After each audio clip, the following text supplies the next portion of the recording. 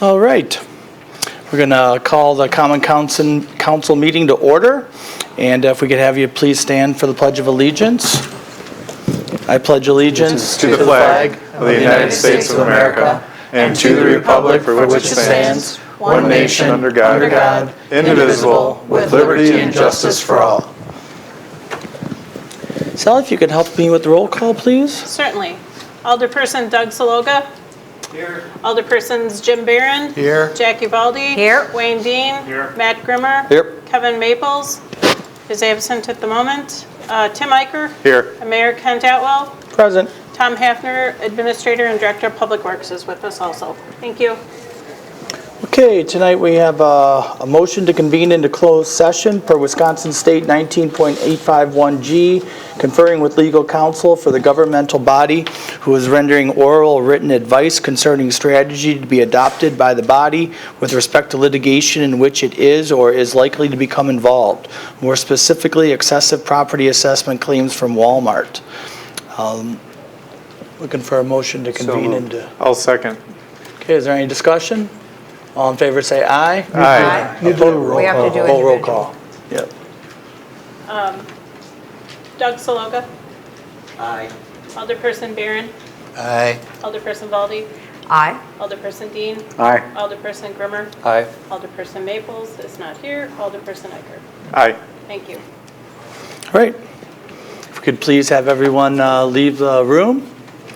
And we'll have you come back in when we get out of closed session.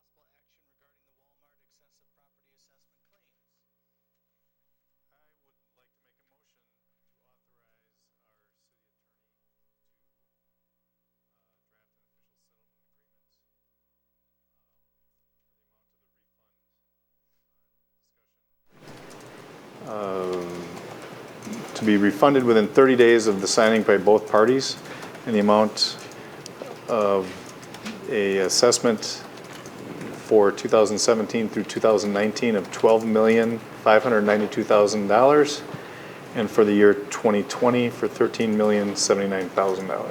Tim, could you repeat that last 2020 amount again, please? $13,079,000. Okay, thank you. Second. We have a second. Any discussion? All in favor say aye. Aye. Opposed? Abstentions? Passes. Great. Well, thank you very much, Cal and Amy. Nice job. Thank you. Happy Thanksgiving. Thank you, Steve. All right, we'll move on to item number 4, citizens' comments. Citizens' comments for anything that's on the agenda. Susie, beat you, Mary.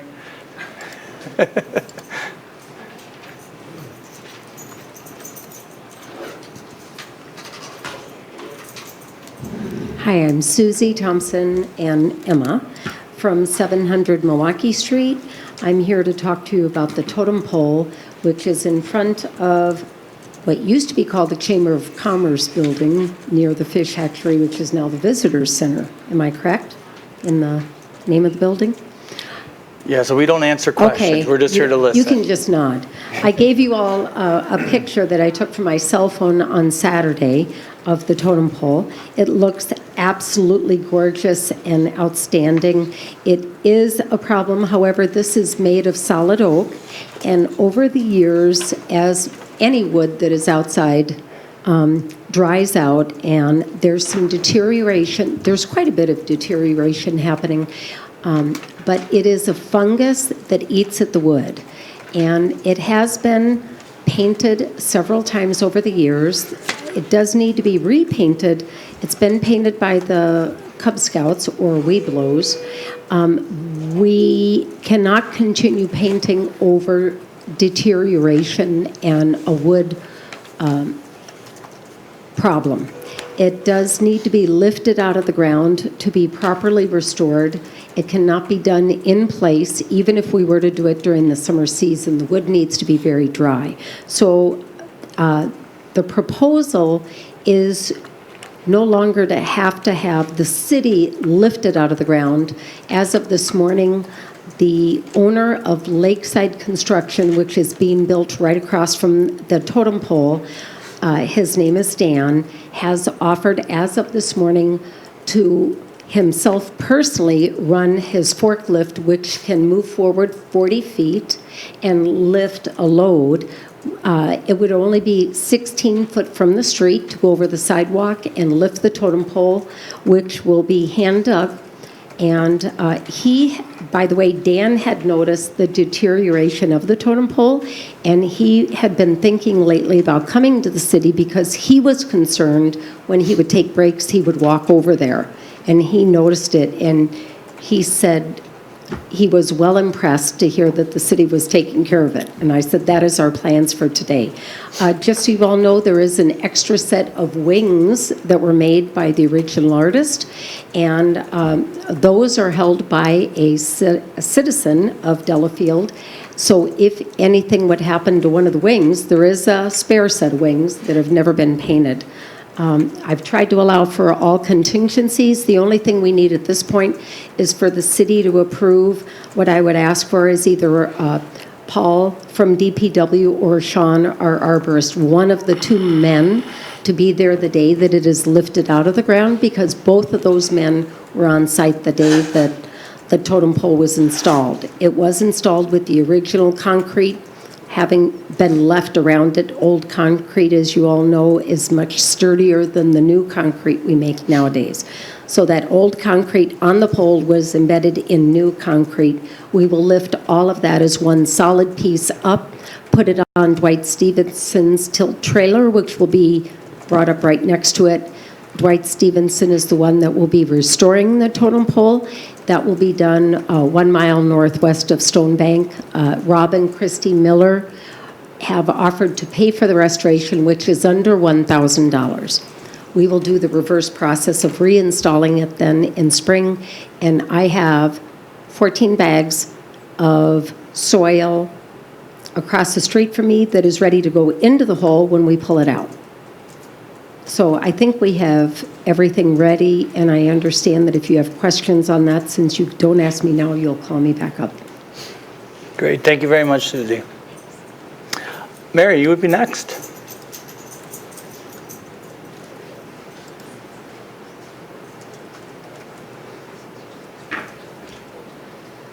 Thank you, everyone. My name is Mary Daniel. I live at 309 Wisconsin Avenue here in Delafield.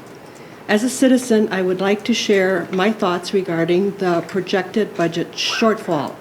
The city administrator has suggested we consider funding the estimated operating budget shortfall for 2020 by utilizing our fund balance to allow city services to continue, which is a temporary fix for this year, and also consider revising the financial policy to reduce our general fund balance to 20% going forward, which we have been assured will not affect our credit rating. I agree with this. I'm asking the city not to start any new projects in 2020 until we have this budget shortfall fixed. Do not add any more debt, pay it down, and maintain what we have. Educate us regarding why increasing the tax levy referendum is needed. Explain how the following has affected the city. The state imposed levy limits on municipalities starting in 2006 and again in 2011. The state mandated a change in how hotel tax is distributed in 2015, effective 2017. Delafield has barely had a 1% growth rate. These actual facts have contributed to the situation we have today. So I'm saying prior, proper planning. We really need to work on this. I'm in favor of having a levy referendum. The city must share all the facts in this situation. It does not matter what would have been if changes were not made by the state. It is what it is. Use the actual numbers and work with it. This is not an easy task ahead for all of us. We need to communicate more and share the ideas which can give us solutions in a timely manner. The timeline starts right after this budget is approved. Thank you, everyone. Thank you, Mary. Thank you. Thank you. Who would like to be next? Come on up.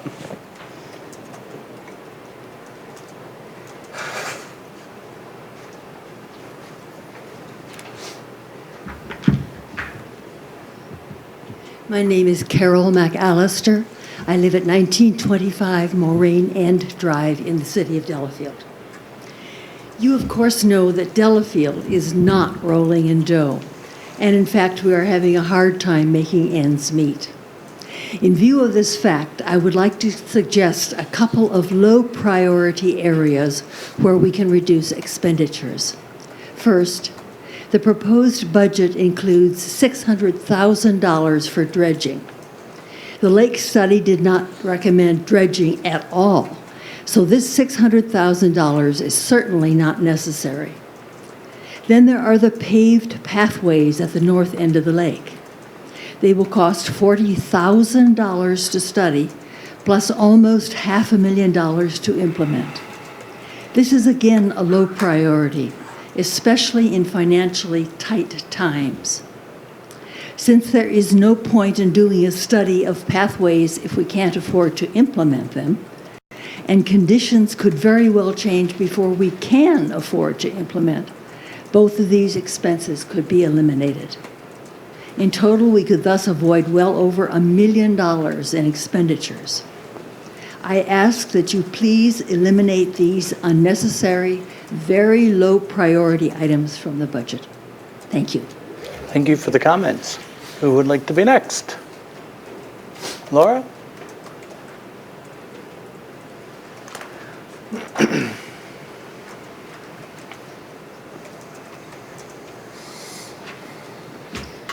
Laura Schultz, 935 Bar Road.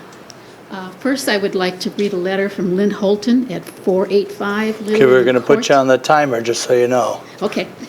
Lillian Court, it's short. Delafield.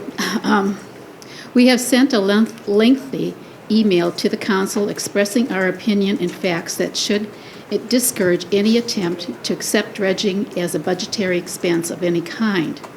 To save time, I asked my neighbor to summarize 3 requests. Please discuss and explain how dredging meets the criteria of a capital expense line item. Please discuss and explain how capital expense items are paid for. And please discuss and explain how the different taxpayer pocket rationalization of payment of capital expenses is not absurd. Thank you. My comments, Laura Schultz, 935 Bar Road. I have been doing a lot of studying about the lake, and I don't even live on it. I found this really great packet from the DNR that I downloaded. It's PDF online. You can find it. And everything in here is about what we should be doing, what lake property owners should be doing with their shorelines. And they really emphasize that by going back to the natural state of a shoreline, it will help to eliminate the erosion that's occurring. It will hold back the silt. All this I know came about because when I was a kid living on Pike Lake in the summer months, that's back when people had summer cottages and they weren't living on the lake year-round. And once we started living on the lakes year-round, we started wanting this manicured lakefront. And it is a problem. And they keep emphasizing to go back to this. Even the part where Bark River enters the lake, to me, should be nothing but bulrush to hold back the sediment. Because if we dredge, we're going to be back here again wanting to dredge. It's not going to solve the problem. The problem is that we have no vegetation along shorelines or at that mouth of that river where it should be to help hold back the silt and to eliminate the erosion that's going on.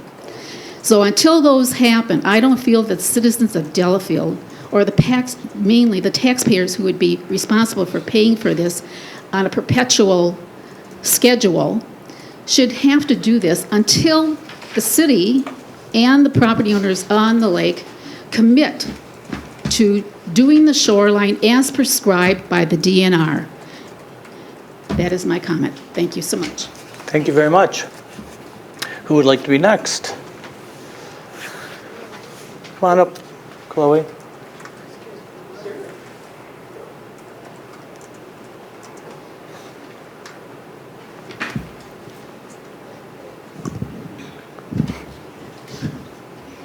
All right, good evening. I'm Chloe Wanschneider, 834 Mill Street.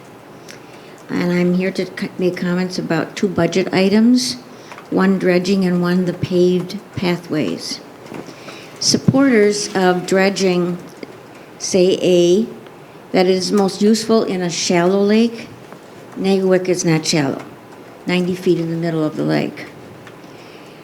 They also say dredging benefits recreational uses. Boats will have more water under the boat and less sediment will get caught in their propellers. And C, it can improve lives of fish and fishing opportunities. Those that are opposing the dredging, they're saying it is claimed that sediment smothers marine grasses, which is the key food source. But dredging releases toxic chemicals, churns up the sediment, which causes the littering of harmful metal throughout the food chain. And B, the efforts to weed out the contamination will cause the harmful particles to regroup and spread to a larger area in the water body. And C, dredging does not prevent future flooding issues. And D, conventional dredging can cost $20,000 to $75,000 per acre. I'm using a rounded off number now at $600,000 for dredging. At $20,000 an acre, that means they're going to do 30 acres. If it's $600,000 at $75,000 an acre, they're doing 8 acres. And my question is, how many acres are involved? Do we know? And if so, share this with the taxpayers. E, they also say that there are two basic types of dredging. There's hydraulic, in which they remove the stuff through pipeline, and then there's a mechanical, they use a conveyor belt, with different methods. So do we know which is the most appropriate method for Delafield? But yet, it seems to me that all this information is really null and void until the stop of the controlling of the pollution and the sediment via the Bark River is established. Delafield does not have a single ownership of this issue. Upstream also has ownership. This should be a dual problem-solving effort with upstream. We are faced with the problem at the mouth of the river.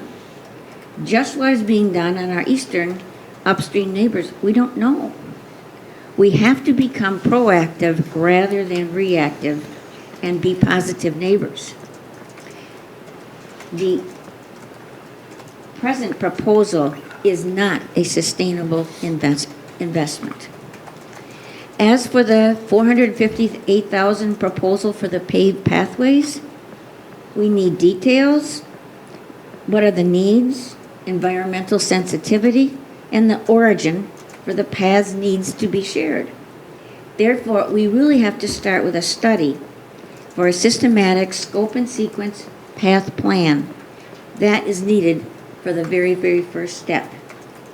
So from these facts presented, plus the needed essential information, I highly recommend and would appreciate that you would remove from the budget $650,000 for dredging and $448,000 for paved paths until we are better informed. Thank you. Thank you. Thank you, Chloe. Who else would like to speak? Come on up, Kate. Hello, my name is Kate Hoffman. I live at 2757 Nagawicka Road, and I'm here to talk about the paved pathways. And I am in favor of the paved pathways. Living on that street, it will go right in front of my house, which I have a lot of pine trees down there, but I have been told that it won't touch my pine trees and everything will be good. But I know that these pathways are really needed. Several years ago, they had discussed this, and the pathways did not go through. I would have loved it then when my kids were younger and could have been using that pathway to get to friends and so forth on the road. Currently, my husband and I both use it, running, biking, walking with our dog. I once was almost hit by a car. Unfortunately, one of Delafield's police officers was right across on Hirschman Lane and went after the person and talked to them. I had several other times when I have not had police protection right there, when I've almost been knocked right off the road. So I think it's very important that that pathway be put in. There's a little bit of one already in front of Waterleaf subdivision, which is very helpful, but it's a very short path. And I think that it would be very beneficial to not only the people living there, but other people who also use the park just up on Oakwood Road as well. Thank you. Thank you. Who else would like to speak? Come on up.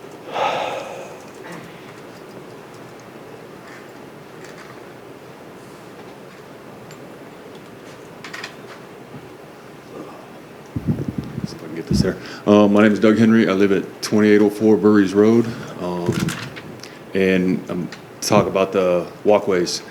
I'm in favor for them. I live on that side of the lake and drive on Nagawicka Road all the time. And it's just not safe.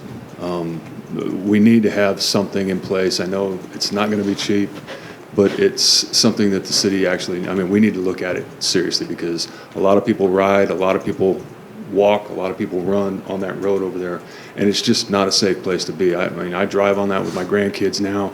My kids all went to Lake Country. My grandkids are going there now, and they can't get on that road. It's just not a safe place for them to be. At night, there's a lot of joggers that are out there. I'm here for the safety purpose of this whole thing. It's not a safe. It's just not a safe place to drive. I feel like I'm going to hit somebody driving on the road, and you pay attention. I understand that, but that's just my opinion on this one right here. This one here is kind of a no-brainer to me. This needs to be done. So there it is. Great. Thank you for your comments. Come on up.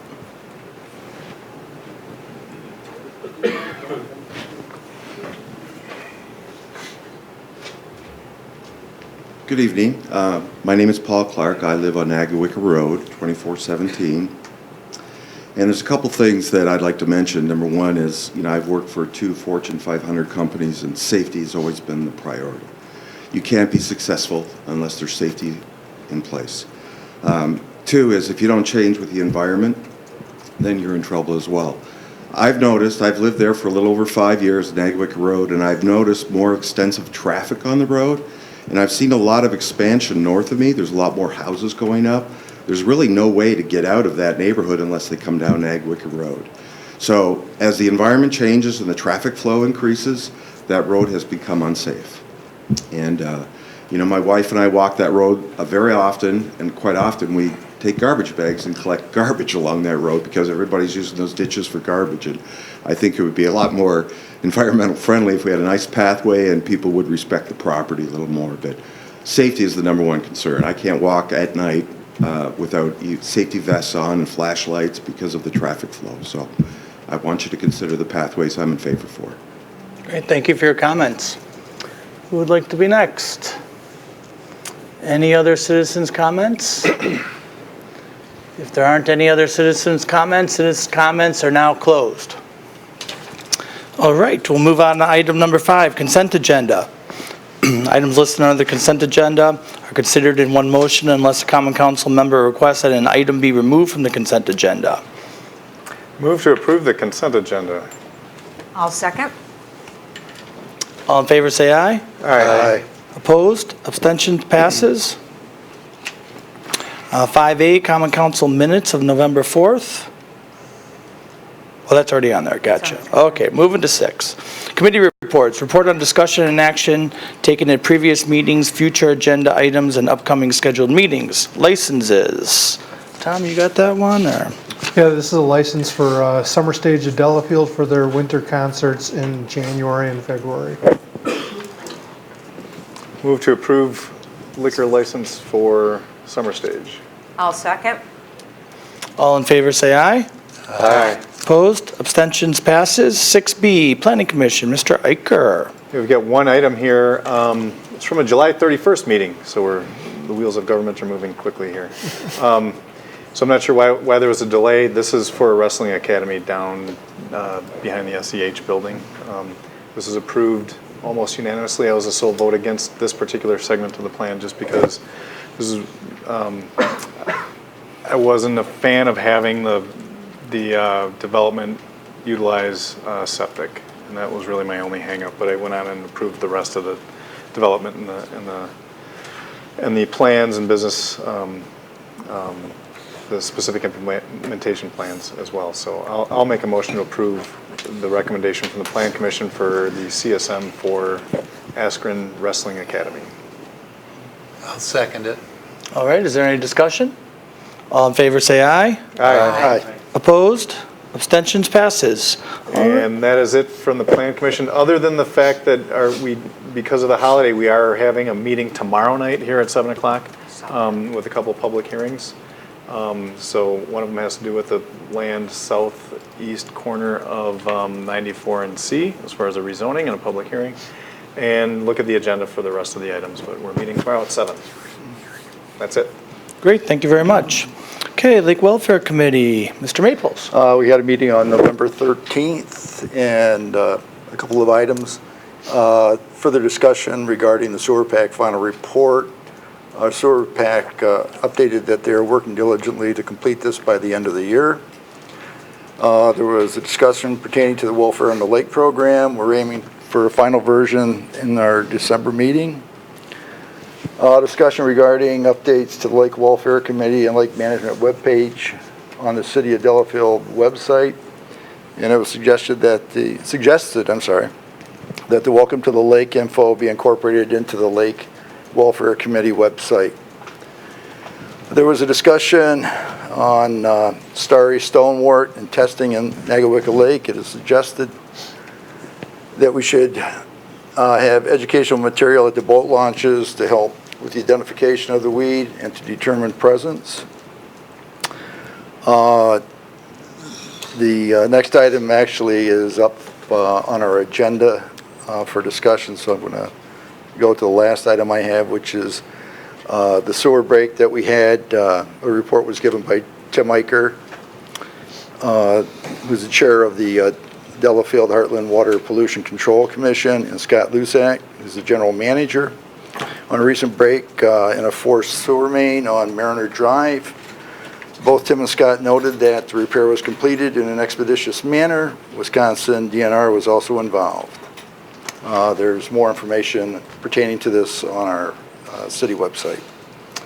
The next meeting is December 11th at 6 o'clock. That's it. Great, thank you very much.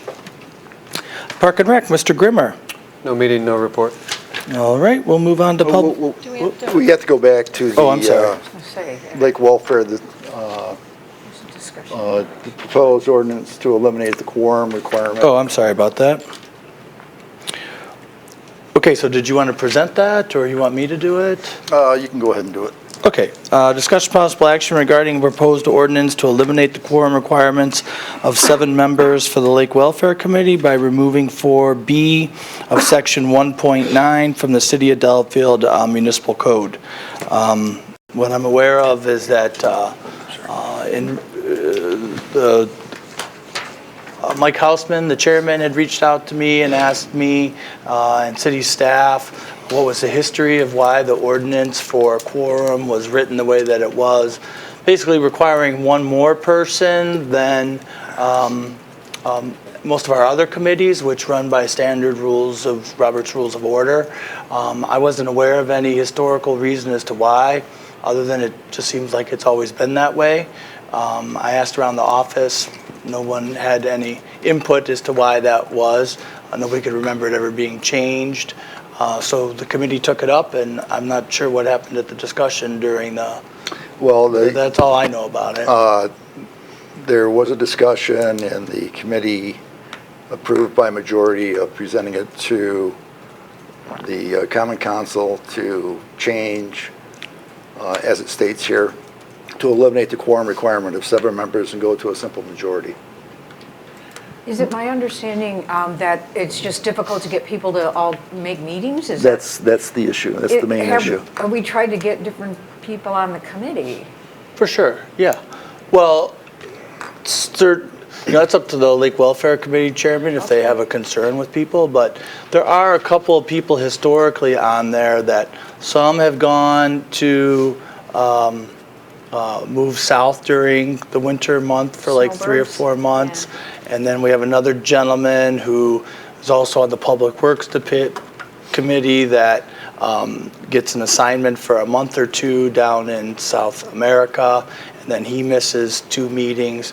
Gotcha. Historically, it's never really been a problem. It's always worked out. Yeah. But for some reason, in the last year or so, there seems to be a little bit more difficulty with people's schedules to get that extra person that no other committee seems to be required to do. And again, why that's written that way, I'm not really sure.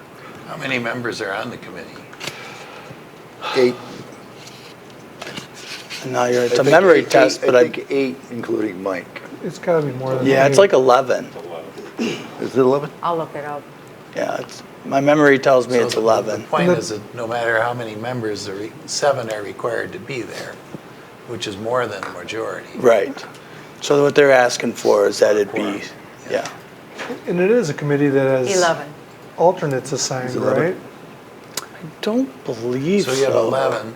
So no. This would just, we used to have there would have to be 6 there for a meeting. It's not on my list. No. We're just doing the presentation. Yeah. I thought that was what we're supposed to be doing, yeah. So there have to be at least 6 people. Under standard rules. Right, the current rule requires 7. Gotcha, okay. I was just trying to understand it. Yeah. Well, I'll make a motion to remove 4B of section 1.29 of the Delafield City Code to eliminate that 7-person requirement for the Lake Welfare Committee. I'll second. Okay. Now discussion. I was the one that was there and spoke against it. My feeling is that we're reducing citizen representation when we do this. We're only going from 7 to 6. We don't have full representation now because we don't have anybody from like my district, District 4. So I spoke. I think that's an easy way out of it by reducing the number of people required for a quorum, as opposed to having a full staff number of people or full number of people that should be on the committee. And there's only one more person, so I just thought we were reducing citizen representation by requiring. And the other reason is Robert's Rules of Order does not say anything about majority or 2/3. Robert's Rules, the revised edition says the normal number of people that would necessary to be there to conduct the business. So I just want to make that clear that there isn't any specific thing in Robert's Rules of Order.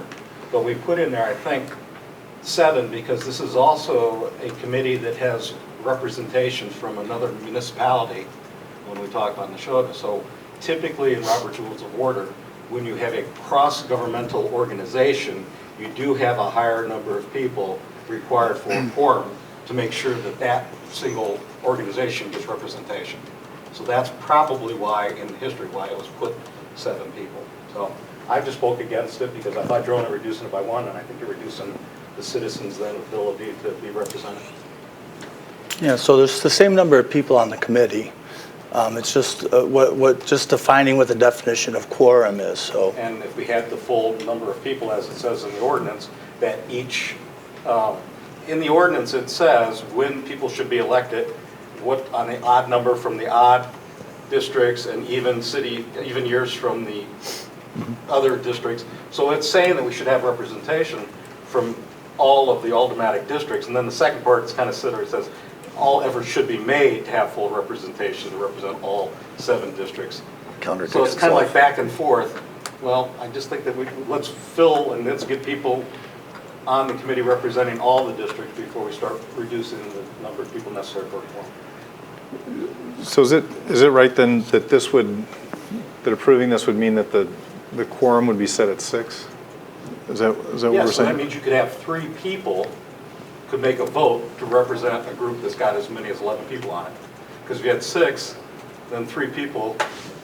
Gotcha, and the chair, right? I'm not following that. So there'd be 6 people out of 11. Mike thought that he couldn't vote in the past. He thought that, but I didn't see anywhere in the bylaw or in the code that says he can't vote. So if you have 6 people present is all to have a quorum, and now there's a vote on something.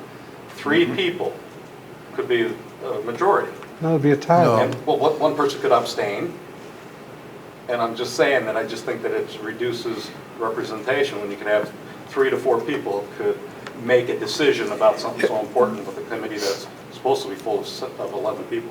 Yeah, and I think you're right as far as the when you've got multiple municipalities involved in a committee. I mean, we had that on Delhart, and I mean, coincidentally, we changed our quorum level to not require that there be an equal number from each of Heartland and Delafield on the committee just in the past 12 months because of some of the difficulty we had in not being able to conduct business should we have an odd pairing. And I think, at least frankly, I'm fairly certain that that rule was set in place for Delhart anyway, just because of the wrestling that would often go on specific contentious issues between Heartland and Delafield, and I think we determined those were kind of long gone, so I'm not sure what we're really protecting ourselves against with Neshota on lake management issues. Is there a reason in having the a requirement of 7? I'd like to see them conduct business and maybe entrust the fact that if they only have 6 available, and entrust the fact that if they feel like they're not adequately represented, that the chair would use some discretion and say, let's put this off till the next meeting and get other people's voices. I mean, that's kind of how it should work. And unless I'm convinced otherwise, I think that would be, or suspicious otherwise, I think that's reasonable to assume that we've got some good people on there that are going to do the right thing. I suspect it's the Neshota thing that added the requirement of 7, but I was on that committee in the past, and I've been there where we haven't had enough people show up, and it's often that one spot. And a lot of times that committee recommends to this council anyway, and we ultimately make the decision. So I know things like boathouses, no, but I think it would make business flow better to make this change. I guess I have a couple of questions. One, why is there no one from District 4? And the other question I have is, if people are gone regularly and periodically because they leave the area for the season, maybe they might consider not being on the lake welfare and have someone who can be there all the time. I personally know people who live on the lake who are in my district who would like to be on lake welfare. So I know there are people out there that don't leave the community, but to get that representation, I'm just uncomfortable with removing it. Does anybody answer why we don't have District 4? Yeah, so as Wayne alluded to, we have 3 districts that are not represented, which is 7, 6, and 4, which have no citizens that abut the lake. Did I say the wrong number? What's yours, Matt? I'm 6. 5, I'm sorry. It's 4, 5. There's a person from District 5 on He just resigned. Oh, just resigned. I spent 2 years trying to find somebody from one of these other 4 districts. He was on there for about 6 months and resigned. So, you know, I may have missed Wayne at some point here, but I've reached out to Chris Smith and Tim and Matt in the past, and please help me find somebody from those districts. As Lake Welfare Committee Chairman, I did the same thing with the mayors, right? And now that I'm mayor, I push it even harder to try and find people, because the code does suggest that we should have representation from those. But I can tell you, it's a very difficult putt. So if anybody from any of those 3 districts have somebody that's interested, I'd love to hear their name. I've asked Mayor, it's hard. It really is. So I hope that answers your question, but that's the reality of it. Mm-hmm. Yeah. Okay, is there any other discussion? Seeing none, all in favor say aye. Aye. Aye. Opposed? Aye. No. Okay, that was too close. Who are the nays? Who are the nays? 3 nays? Okay, got it. Any abstentions? Passes. Okay. We'll move on to Public Works. Mr. Dean.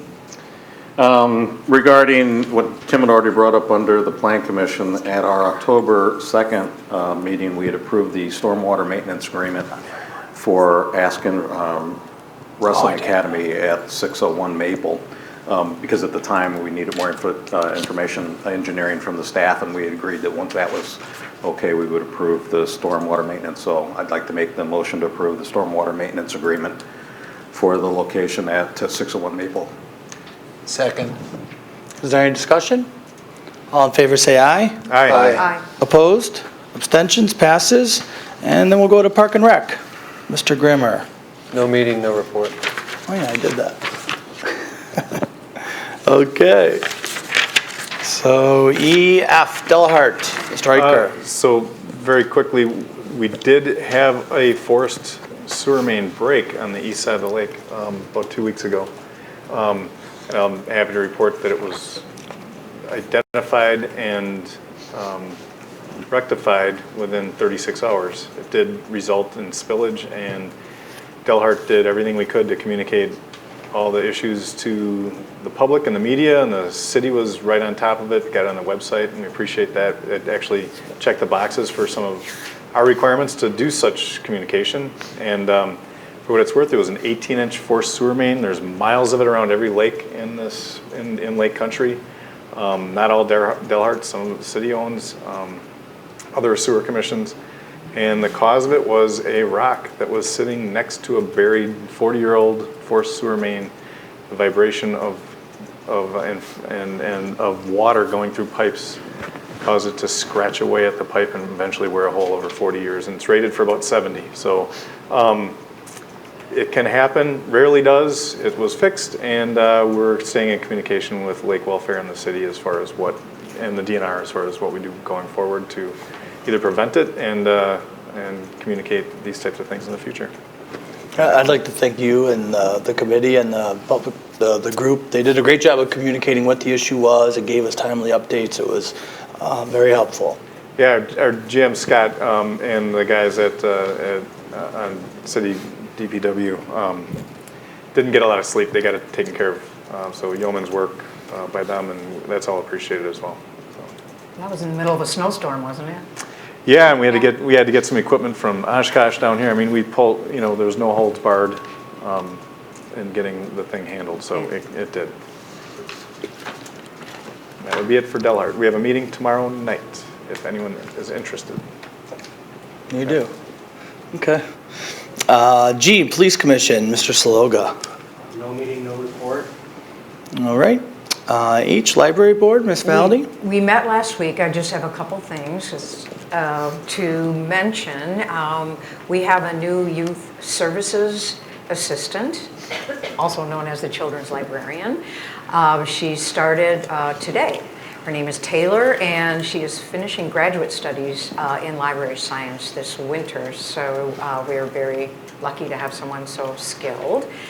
Stephanie is also working with a new librarian at St. John's Military Academy, fostering a more solid relationship between the two institutions and introducing the cadets to all that our library has to offer. And then the annual cookie sale is Saturday, December 7th. It starts at 9:30 a.m. I have to bake, which is always an interesting thing. We are selling homemade holiday treats for you for yourself, gift yourself, or to treat others. Cookies will be sold for $8 a pound, or you could buy a couple of cookies for $1. That's it. I'm gonna let you go. Thank you. Great, thank you. I, Zoning Board of Appeals, Mr. Barron. No meeting. Okay, J, Promotion and Tourism, Mr. Saloga. Yeah, there was a meeting last Tuesday, the 12th. There were two major topics of that meeting were the presentation from Z2 Marketing and then the head's approval of that proposal plan. A couple of changes I'll outline. One, Deborah Smith will be doing the posting, managing, planning of the social media. Therefore, money can be saved rather than paying Z2 Marketing. She's bringing that back in-house. Z2 Marketing will begin working on their second edition of the printing of the visitor guide to be out in 2020. And I think the third thing probably to mention about the change is the study, the 2020 study that's been thought about, discussed, survey is going to be postponed. They're going to take the funds for that and reallocate it to a full-page ad in the Wisconsin Travel magazine, specifically targeted around the GNC as well as the golf event,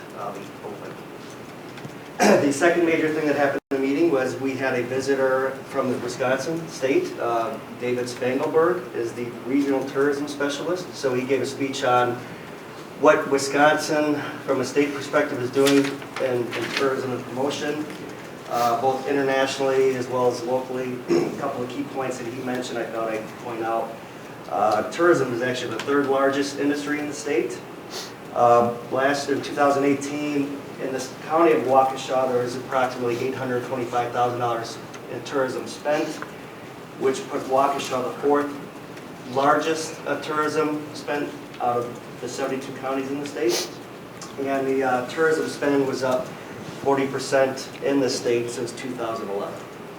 So I thought those were interesting stats. And the meeting in December has been postponed or canceled until January. That's it. Great. Appreciate that detailed report. Lake Country Fire Commission, I'll refer you to the minutes. Lake Country Fire Board, Mr. Grimmer. No meeting, no report. Tree Board, Mr. Grimmer. No meeting, no report. Deer Management Committee, Mr. Dean. 182 approved bow hunters have registered for 582 sits, as we call them, to sit in one of the 9 stands that we have. And we have harvested between the city and the town of Delafield about 70 deer. So we are 70 ahead of last year. Great. Okay, number 7. Oh, actually, I'm gonna reorder this here. I'm gonna move to number 8, Mayor's Report, discussion and possible action regarding the downtown redevelopment marketing analysis. So there's just a little bit of information in your packet that you can refer to. This is something that I've asked Roger to look into. I've had some people within the community suggest this is something that we pursue. Owners of buildings downtown. And so we've looked at cost-effective ways at a downtown development plan. And I recently read something in a municipality that UW Extension, which I figured would be a pretty low-cost option, was offering this service. And Roger, a little late, wish we'd had a little earlier, but they estimate $8,000 to $10,000 for this expense, and then Roger's estimating 40 hours of his own time. He gets $90 an hour, roughly $3,600. So you might want to consider in the operating budget, if you think this is important, that we would add $12,000 to that for this funding. I think it's somewhat timely because of the changing of the code and so forth downtown.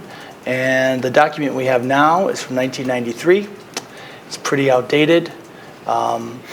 Something that, well, we don't have any room in the operating budget, maybe this is something more important than. And actually, I'm misspeaking on that. We actually said because it would last in 10 years, it would be something that we could actually put into the capital budget. Okay. So if it's something that you would consider lasting more than 10 years, which the last one obviously did, then you might want to consider including the $12,000 in the capital budget. So sorry for the speak on which budget. Has the Plan Commission reviewed this yet? No. Usually they drive. They have not. We have a meeting that would come up later in December with UW that would give us all the complete details. We would take it to the Planning Commission. Obviously, the Planning Commission would be involved, but it's kind of a budgeting issue, and we unfortunately didn't get the numbers until just last week. So I'm just making it an option for you, something we could do in the following year, but with the changes that we made, I at least wanted to make it something for you to consider. Okay, so we're going to go down back to 7, unfinished business, discussion and action to adopt the City of Delafield 2020 operating and capital budget. And the fun begins.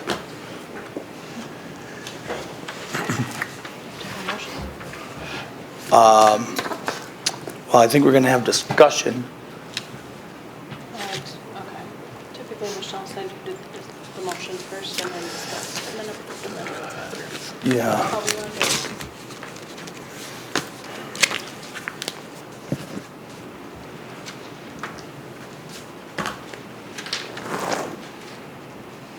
You can read.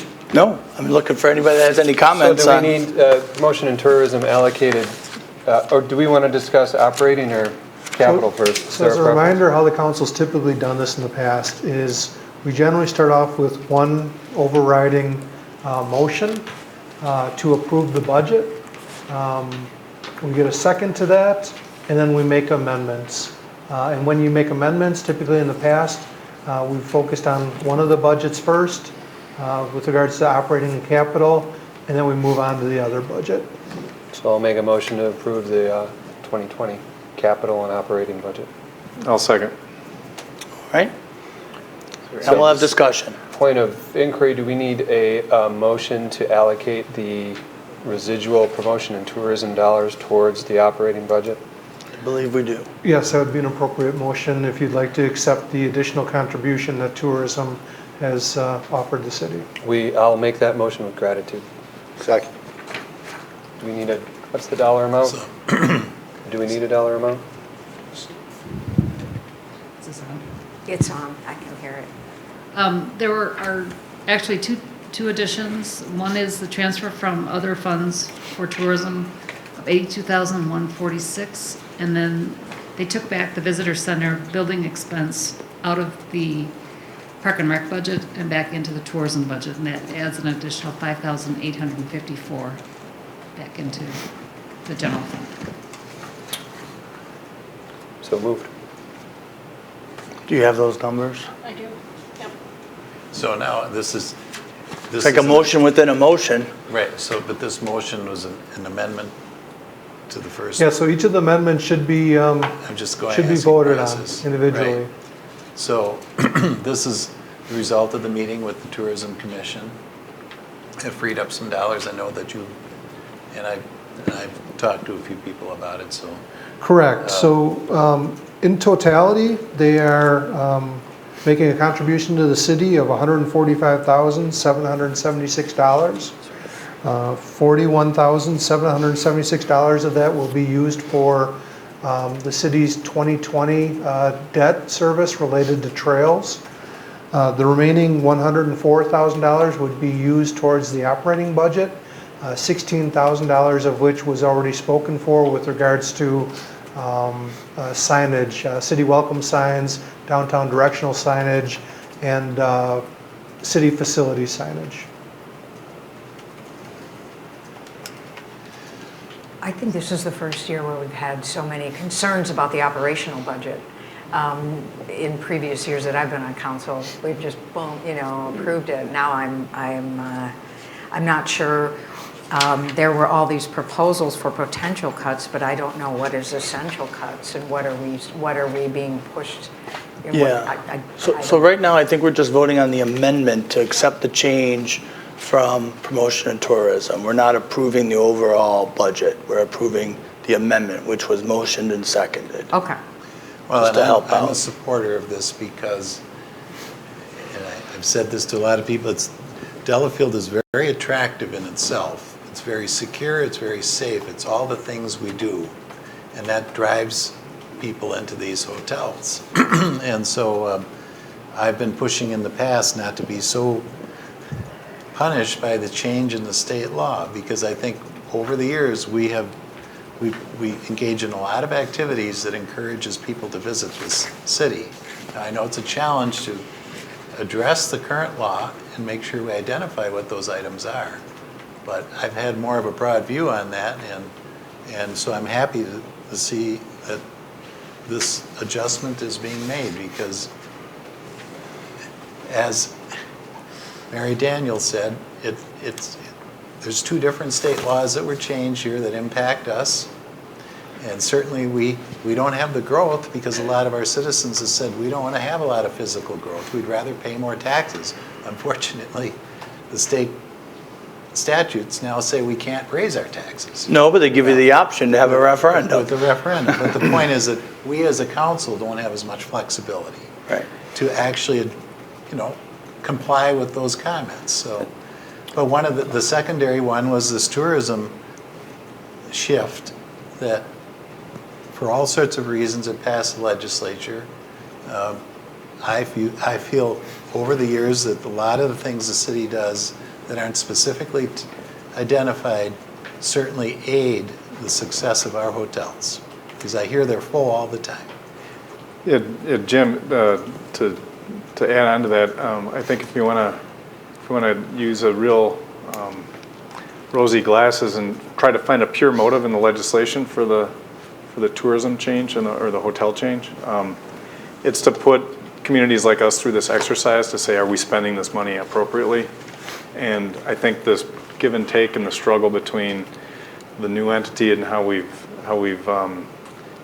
allowed tourism to branch off on its own and take charge like this, this give and take is demonstrating, like, yes, we do need this strong police force, we do need the trails, we do need all this infrastructure in place to keep the hotels thriving the way they are.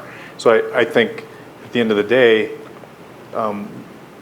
as we're using these funds in what some people are concerned is a gray area, we're going through this process and we're rationalizing it in a purely legal sense. And I think we're justified in everything that we're doing here, and there's room to continue this moving forward as this law kind of hangs on our shoulders, right? And I do think there's been abuse around the state historically, and I know that the hotel industry is concerned about that. So we shouldn't suffer unintended consequences. Right, because there are municipalities that just take that money and don't put a dime back into promotion. Well, they do now. Yeah.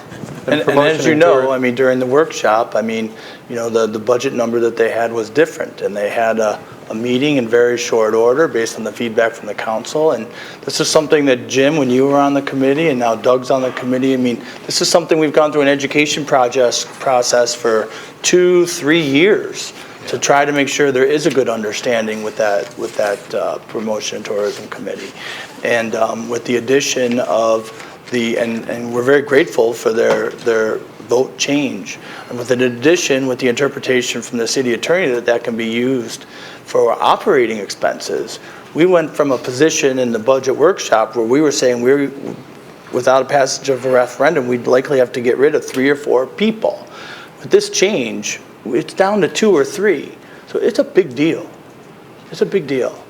And I think I just want to offer my, I think the wisdom of promotion and tourism, I'm grateful, like the mayor said, to Doug and Mary and Deb and Freddie and everybody else that I forget who's on there, but to have the foresight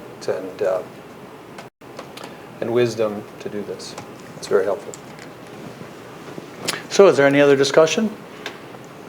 All in favor say aye. Aye. Opposed? Abstentions? Passes. I'm going to keep going on operating. Just as an overview, I guess, well, I'll make the motion first. Before we make any changes, Tom, do you want to address the police department changes that we need to make? I'll let the council go ahead, and then if there's some that they don't come up with, I'll add those in at the end. Okay. I can get to that eventually. What is, just as another point, what's the structural deficit currently? At this point, with or without the police department adjustments? With. With the police, it's 256,722. Including the allocation we just made? Correct. To promotion tourism. I'm going to make a motion to allocate the $31,277 of the DuPont settlement to the general fund. I'll second. Go ahead, I can't recall what that was. So several years, well, Tom, you have a better recollection than I do. Oh, there it is. Several years ago, it was. So in 2015, there was some neighbors on Hickory Court that had their court fertilized regularly. And one year, the contractor used a product called DuPont Imprellis that ended up having a negative impact on trees. It killed 4 mature trees on that court, and another tree was damaged. We entered into a class action lawsuit and received a settlement for, I think it was in the mid $30,000. We removed and replanted and maintained the trees that were damaged and killed on that court, and we still have a remaining balance of $31,277 that the city initially set aside into an account for trees, but there's nothing that restricts us from using those only for trees, and that can be transferred to the general fund balance if the council chooses.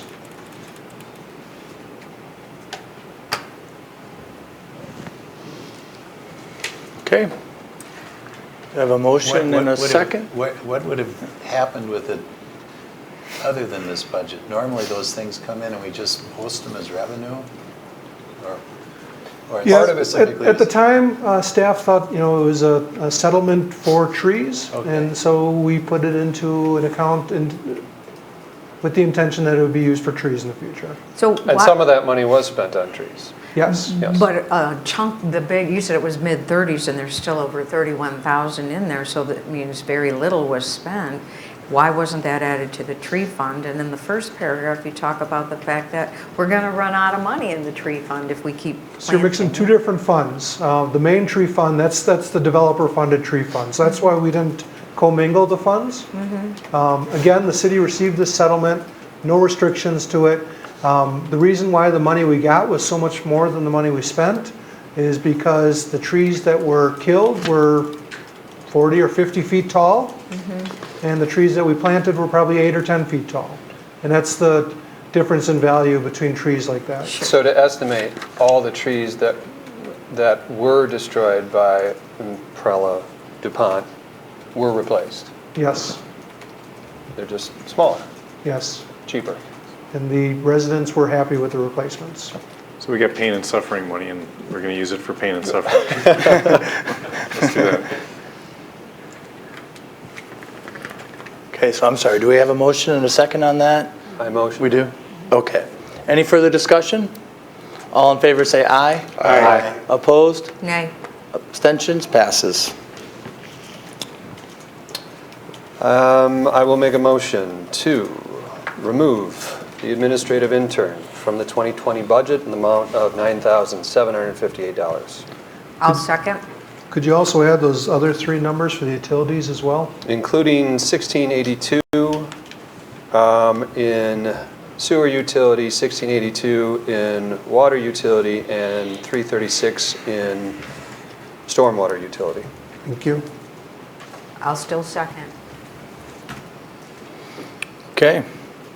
Is there any discussion? Seeing none, all in favor say aye. Aye. Opposed?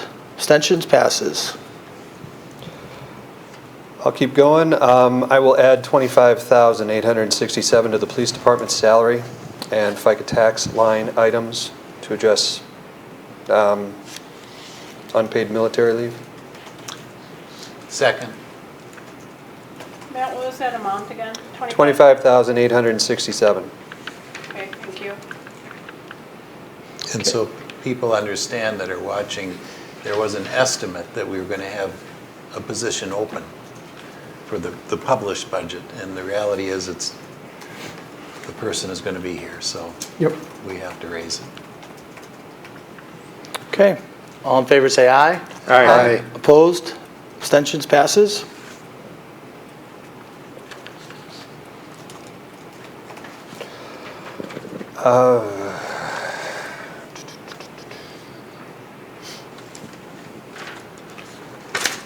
What is the structural deficit? Right now, it's at 215,687. That's it?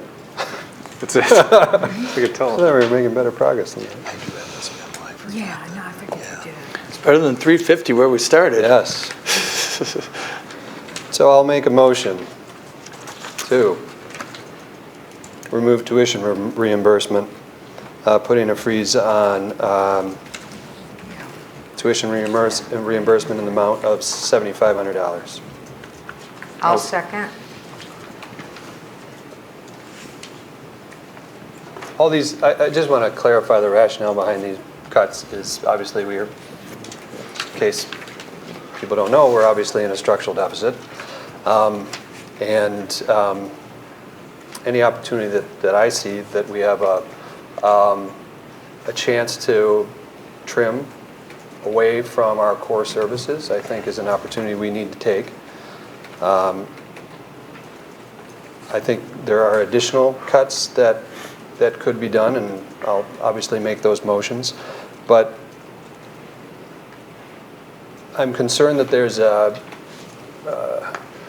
I'm concerned that I don't want to characterize it as an easy way out, but I think maybe myself, the Common Council, et cetera, might be too eager to draw down the fund balance to close to 20% too soon, when there are a great number of unknowns. Unknowns being, we have a robust economy now, but who's to say what the economy looks like a year from now? We anticipate growth in other developments around the city, but who's to say that those developments will come to fruition? So I think I'm reluctant to push that fund balance down as low as we can get it. My preference is to keep it a little bit more robust.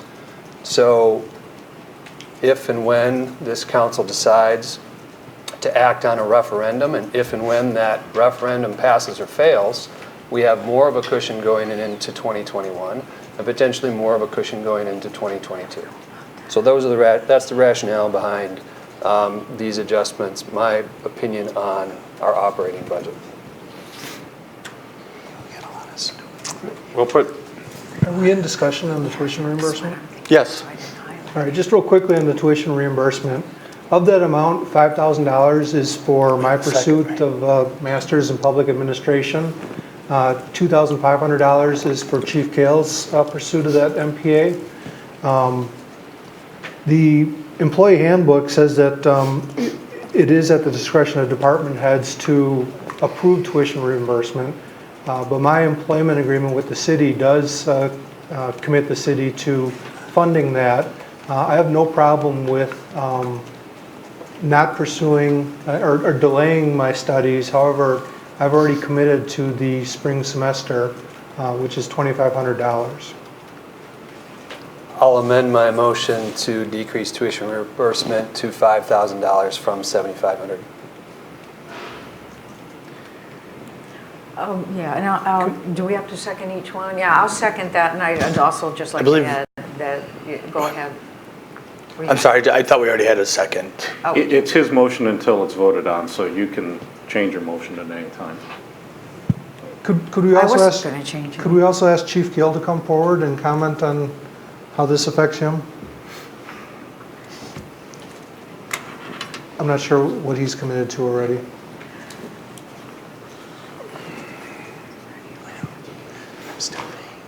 We talked about this a little bit at the workshop. I'm down to 1 credit, and that's going to be $700. So I will eat that for the benefit of the city. Cut him a check. It's 1 random credit. I'll survive. Thank you. Thank you, Eric. Thank you.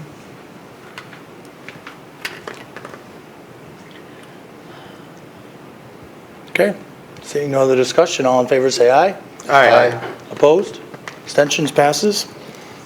So can I clarify the tuition reimbursement is 5,000 or are we taking into account? We remove 5,000, retained 2,500. Very good, thank you. Thank you. Goose Roundup and egg oiling. I'll make a motion to remove $800. I will second.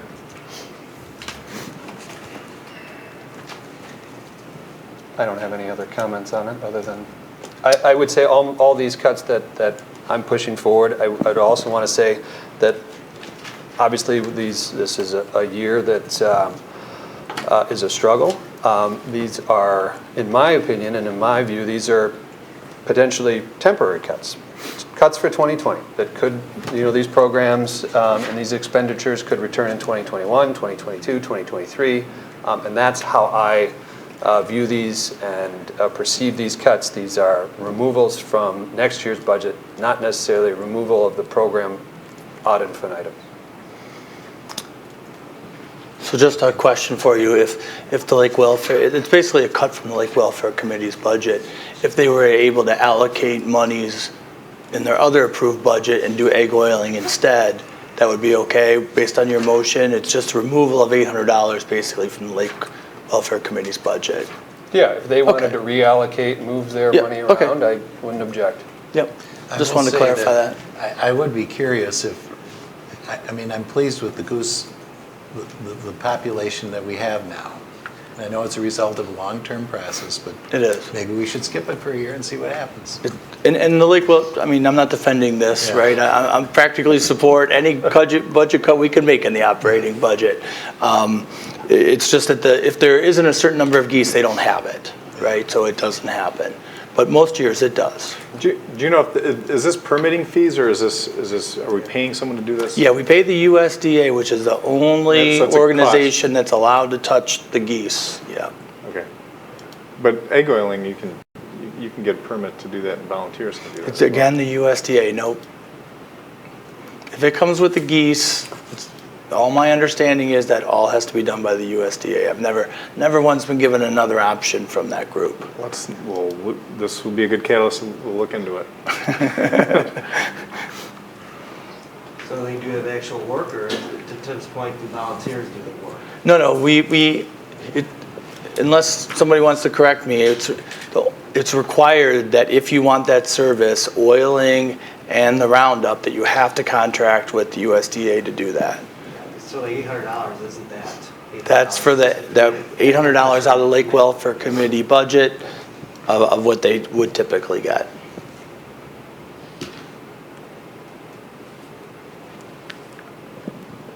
So all in favor say aye. Aye. Opposed? Abstentions? Passes. I'll make a motion to remove Heartland Park and Rec contract and utility in the amount of $6,000. I'll second. I have to say, I'm not sure what that's for. That was for the For the Park and brochures? Rec brochures, and my understanding, well, Tom. Well, then our residents aren't going to be aware of the Park and Rec programs offered. Correct. Okay.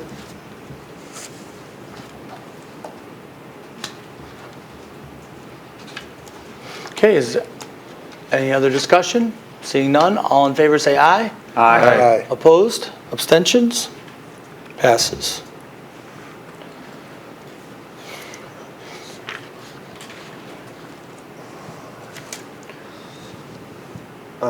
That is all I can get through now. I will yield my time back to the chair, but I reserve the right to come back at it. On operating budget. Let me get things in order again.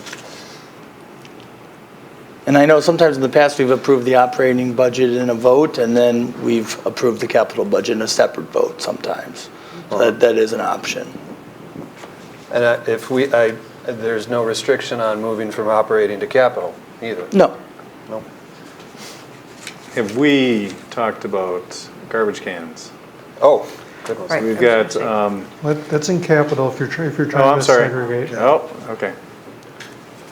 Where's the deer management? I'm trying to find it. Is it, you find it? I think we had 10,000 in there. That's in Park and Rec. I'd like to remove 2,000 of that, make it 8,000. I think I can get by with cutting. All we need is expenditures for the program where we do $49 a month to cover the cost of the online registration program.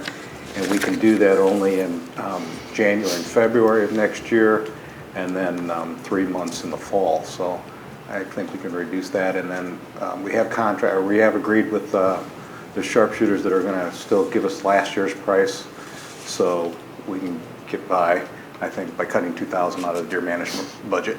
Just to let you know, the stands that we already purchased and put up are working exceptionally well, and we'll be able to store and use those again, so I don't think we'll need that expenditure again in the future. Second. Any discussion?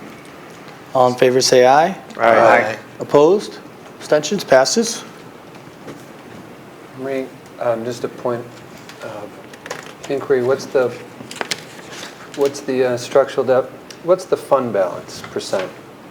The percentage? Yeah. After, including all the adjustments.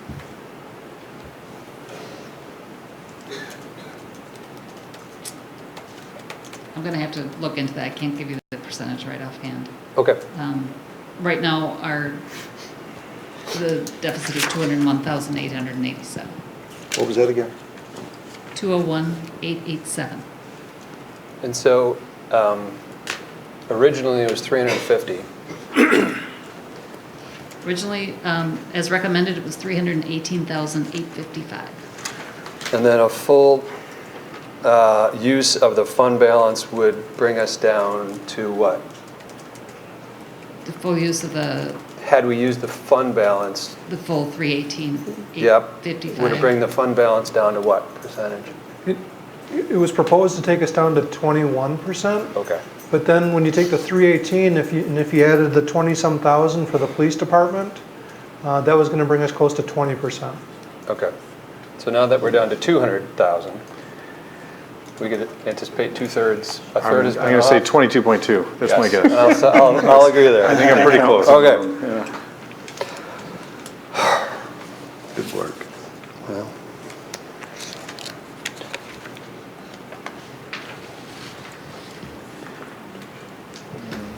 And our fund balance is about 2 million, wasn't it? No. Our fund balance is in the ballpark of $1.5 million. Okay. Approximately, yeah.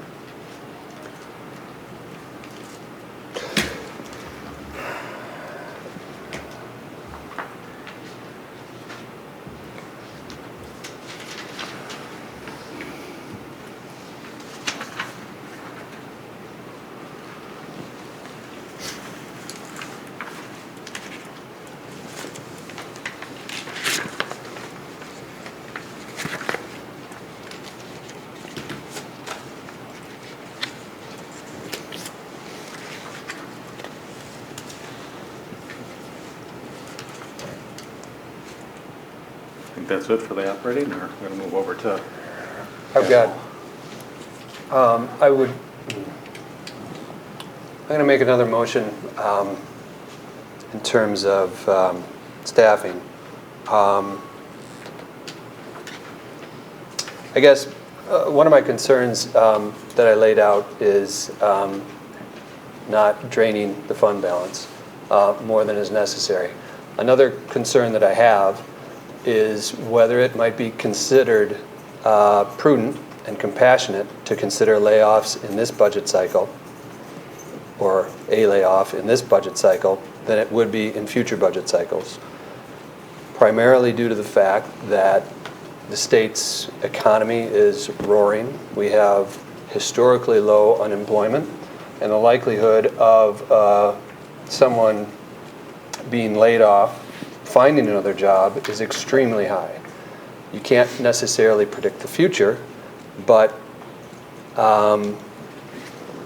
we don't know what the future might hold. And a cut of an FTE at this point in time might actually be more compassionate than a cut in the future. Additionally, a cut of one FTE over 2 or 3 budget cycles, say it takes us 4 years to break even, to get back on track, essentially, with development, growth, et cetera, et cetera. If we were to cut one FTE, full-time employee, for 2020, we would then have that savings through the next 3 or 4 budget cycles, where the alternative would be that in order to achieve the same savings, we would have to essentially cut 2 FTEs in the next budget cycle. Does that math make sense? It does to me. I am not thrilled about pursuing this path, but I guess I'm compelled by at least what I think is linear thought in making those, in achieving those savings now and potentially having to lay off fewer people. We don't know what the referendum, whether it will pass, whether it will not pass. I'm personally very skeptical that it would pass. I think it'll be close, I should say that. The city makes an excellent point, but this is a very conservative community, and it is a November presidential election with high turnout.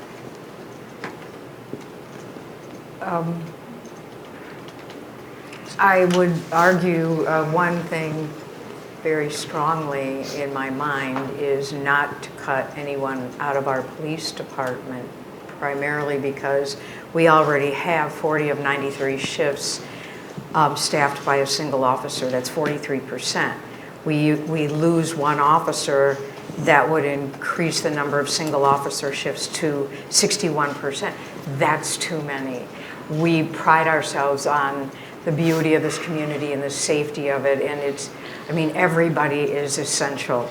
But I think our police officers are the heart and soul and the backbone of what makes this community safe, and we are minimally functional now. I don't want any position anywhere to be cut. I didn't see any creative marketing like not giving raises, maybe. I know I've certainly accepted no raise. As a teacher, many times I've not gotten a raise because we just plain didn't have the money, and we don't like to do that, but that's something I haven't seen in the budget. So would people trade a no raise? Would that have an impact? So those are my thoughts. I'm just very uncomfortable. I cannot support cutting the police staff. No, and I would agree with you. Yeah. I think those are police, fire, certain DPW services are core. I don't want to cut anyone, but yeah, I get you. I agree. So you're talking about the clerk position, the 29,000, is that what you're focusing on? I'm looking at this list. I'm looking for guidance. I would be open to a DPW position, a DPW position, and I have, I appreciate what Tom and the mayor put together in terms of the hours that we would need to cut, and I'm comfortable with the hours that we would need to cut. I'm somewhat less comfortable with a city clerk position.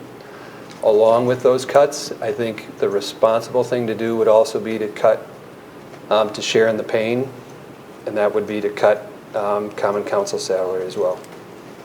Oh, yeah, do that in a heartbeat, yeah. So have we also talked, we're planning a 2% raise for employees. Have we considered something like 1.5%? And I know we follow the police. And I'm not an advocate of government not following the private sector. Yeah, so the raise in the budget is 2.25%, which is consistent with the police. Marie, do we have the ability to calculate what a lesser amount would be? I'm just thinking, I can tell you the county raised them 1.5% this year. Yeah, so you've got it's a complicated calculation for us because a lot of our time funnels through the utilities as well.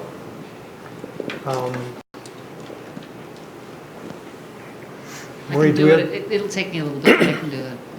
Okay, so exactly what would you like Marie to calculate? I heard freeze, I heard 1.5%. Well, I'm just saying instead of cutting a position, is there a savings if we just had raises at 1.5%? I'm just saying because the county, that's what they did this year. And I know the sheriff is paying more. And now the police and what's going to end up happening is we're going to end up with unions back if we get God too cheap. forbid that. It will happen.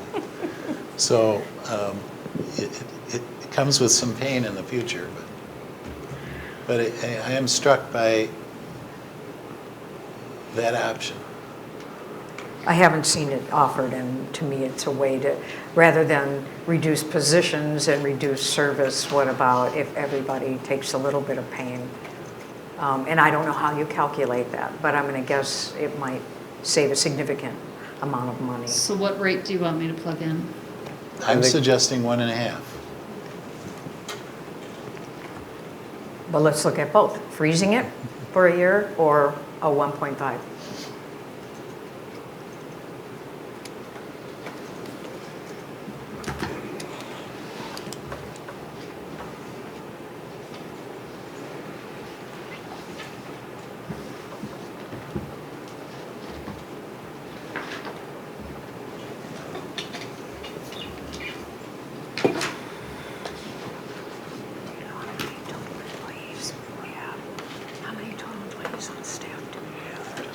Well, that's going on, I can make a motion to change the, to remove $6,050 out of the council salary. And that would be $3,000 for going from $3,750 for the council members and $7,500 for the mayor to $3,000 for the council members and $6,700 for the mayor. I'll second. You said again, 3750 to what? So it'd be $3,750 to $3,000. Yep. And it would be $7,500 for the mayor to $6,700. So And what that is the should total? take us to, do I have this right? Let's see here. That should You take may us, not be able to change the is that an ordinance? holdover people this year, but they Well, can it'll, contribute it it'll take effect when, in April? Well, you've got some positions that don't turn. You can only change, The you can only affect the people that are up for election in April. You can't Oh, that's affect right. the people that are... But you can still We can do that. It's a good step in the right direction. We can too, can't we? No. No. You can't... You seconded already? Yeah, but I can, well, I'm who's just up for saying there's a election? slight- there I may can be- change it, no, I don't that care. will save money. Well, the even number And the mayor. and the mayor are up for election in April. Yeah. And I'm an odd district, just so you know how You are selfless odd. this was of me. But if there's a way to make it Well, just what- wholesale so- January 1st, I'd So suggest we look into it. alternatively, Well, we could all write a check. Alternatively, we could, if everyone on this council commits to that, we could not change the code, and everyone could just write a check back to the city, and we could identify it as a revenue source. Sure. I'm in. I'm in. All right, sounds good. So I'll make a motion to add a revenue source. Is that what we need to do? Yep. I'll make a motion to add a revenue source identified as council, government, Mayor and council Mayor and contributions. council contributions in the amount of. And What I said was. I'm just double checking the math here. we had a motion and a second on the table, and now I got another motion. Yeah, that's right. So, Your number's right. all right. Well, we have to vote down that one to vote up Or this one. they both need to withdraw it. I'll withdraw my motion. I'll withdraw my second to the first motion, and I will make the motion. Now you're looking at making a new motion. You got that? To establish a revenue fund for the operating budget identified as, That's contribution of $750 from each council member and $800 from the mayor. $750 from each council member, $850 from the mayor. I'm sorry, 800. 800, no, I said 850. I know. And interest accrues. Yes. There are usury laws in this state. Just tell us how we have to do it. Well, the city's not going to invoice you, so this would be. Okay. Well, it's a revenue item. Did someone second that motion? Yeah, Tim did. I did. I'll second that. Thank you. Okay, any further discussion? All in favor say aye. Aye. Opposed? Abstentions? Passes. So that Yeah, should be I- $6,000 and $6,050 is what it should turn out. That's the total, Tim? Yes. I have rough estimates for you for salary. This does not, for a 1.5% increase, it would save the general fund $21,025. The 0% increase would be $46,386. Say again, 40 what? $46,386. And that's all employees except In for the general the fund. represented No, police. union. Correct. Those are all non-union. And there'd be further savings in the utilities then, right? Correct. I'll make a motion to limit the pay increase for non-represented employees but to 1.5% from the proposed 2.25%. I'll second it. Any discussion? All in favor say aye. Aye. Opposed? Abstentions? Passes. So what was that dollar amount? $21,025. $25.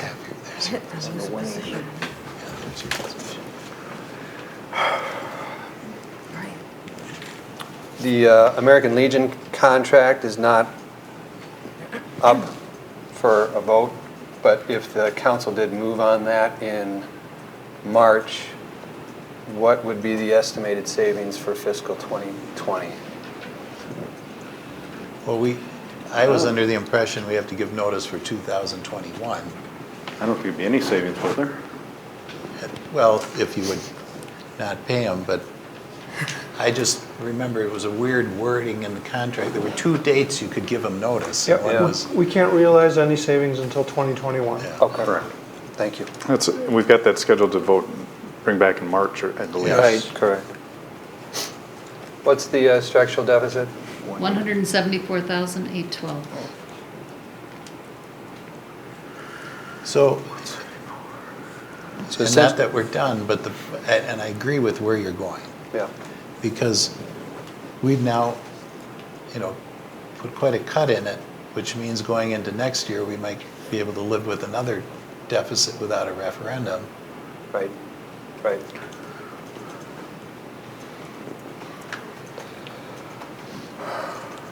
And I think essentially if we started at 350,000 and we're going at a 25% fund balance, and now we're at half of that, I would assume, and I know I'm not expecting you to do the math, but I would assume we're at 22.5%. Probably close. Which gives us a cushion into 2021. Yeah. So I'm I'm content with that.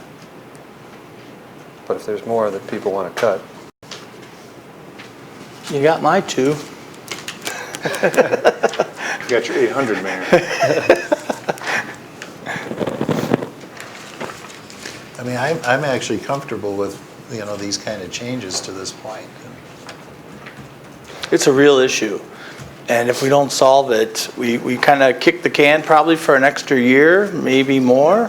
yeah. But at the end of the day, there's still hard decisions that have to be made like this every year because we basically have 2 or 3 employees we can't afford. Yeah. That's where it is. Yeah. But and also we've got, I appreciate the exercise all the department heads put into their analysis. They didn't all follow a template. They all did a good introspective look at exactly what they're all about and what a cut like that would mean. And I think in advance of looking at where such a cut should occur, I think this information needs to get out to the people to look at for us to decide as we look toward fall of next year and what's going on.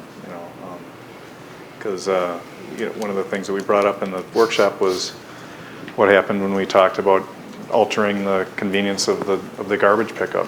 I mean, that's that needs to be on the table as we go forward and what that contract looks like. That was everyone went like, we pay a lot of taxes. I want my garbage up the drive, and same with like brush pickup and those other things that are real services that we can say are niceties that translate into solving some budget issues. Okay. So that all this information is a necessity, and although we've done it year to year in our own minds and in these discussions, this is a formal output, I think, that will be a good worksheet for next fall and moving forward. It's a good refresh, I think. So I have a question for Tom. If there were someone that were to leave DPW or City Hall and there's an open position. So we have that now. Molly has turned in her resignation. Her last day will be December 2nd. So, Didn't you say DPW though? but DPW or City Hall, any administrative capacity. So that's an open position that administration is free to hire for. You don't have to come to council, get approval for that. That's correct. Okay. But if we made the motion tonight. I think it will be a tough position to fill, honestly, with some of the changes that we're having to make. The confidence of somebody coming to take that position, which may be short term. I think it's just a reality worth commenting on, right? Is that a full-time? Is she in a full-time position? She is, but a significant portion is funded by the utilities, so it's not a 100% reduction in general fund.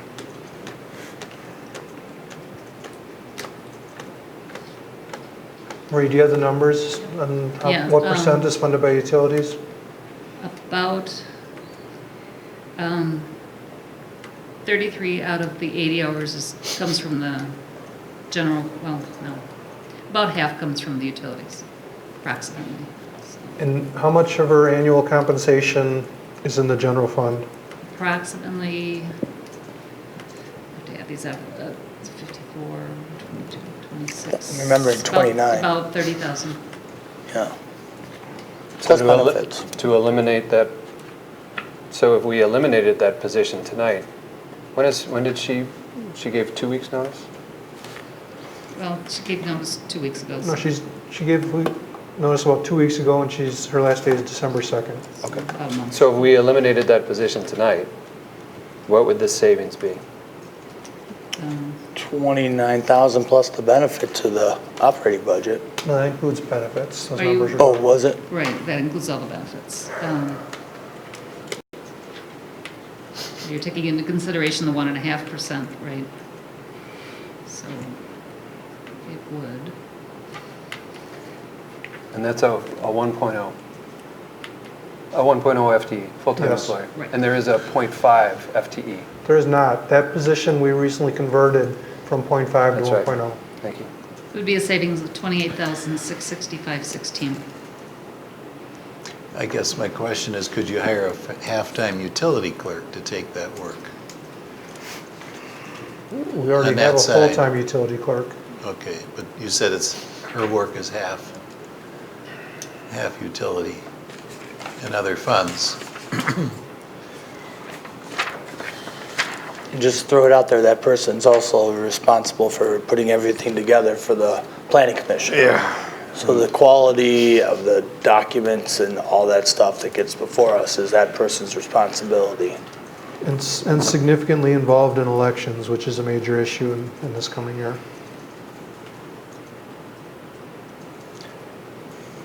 I'd recommend against treading on that ground right now. Just, I think the change in the salary, even though it would be still an increase, I don't know. I think that's a tougher one to look at. Just hire someone in April, like right before the. Well, remember, guys, you got to train them. No, I know. This is a clerk 3 level. It's a lot easier looking at spreadsheets. spreadsheets. It's a lot easier looking at the spreadsheet. First election's in February. Okay. Hire someone on December 8th. I don't know. I appreciate treading lightly, but I also I would hate to hire someone in February only to have to terminate them in November.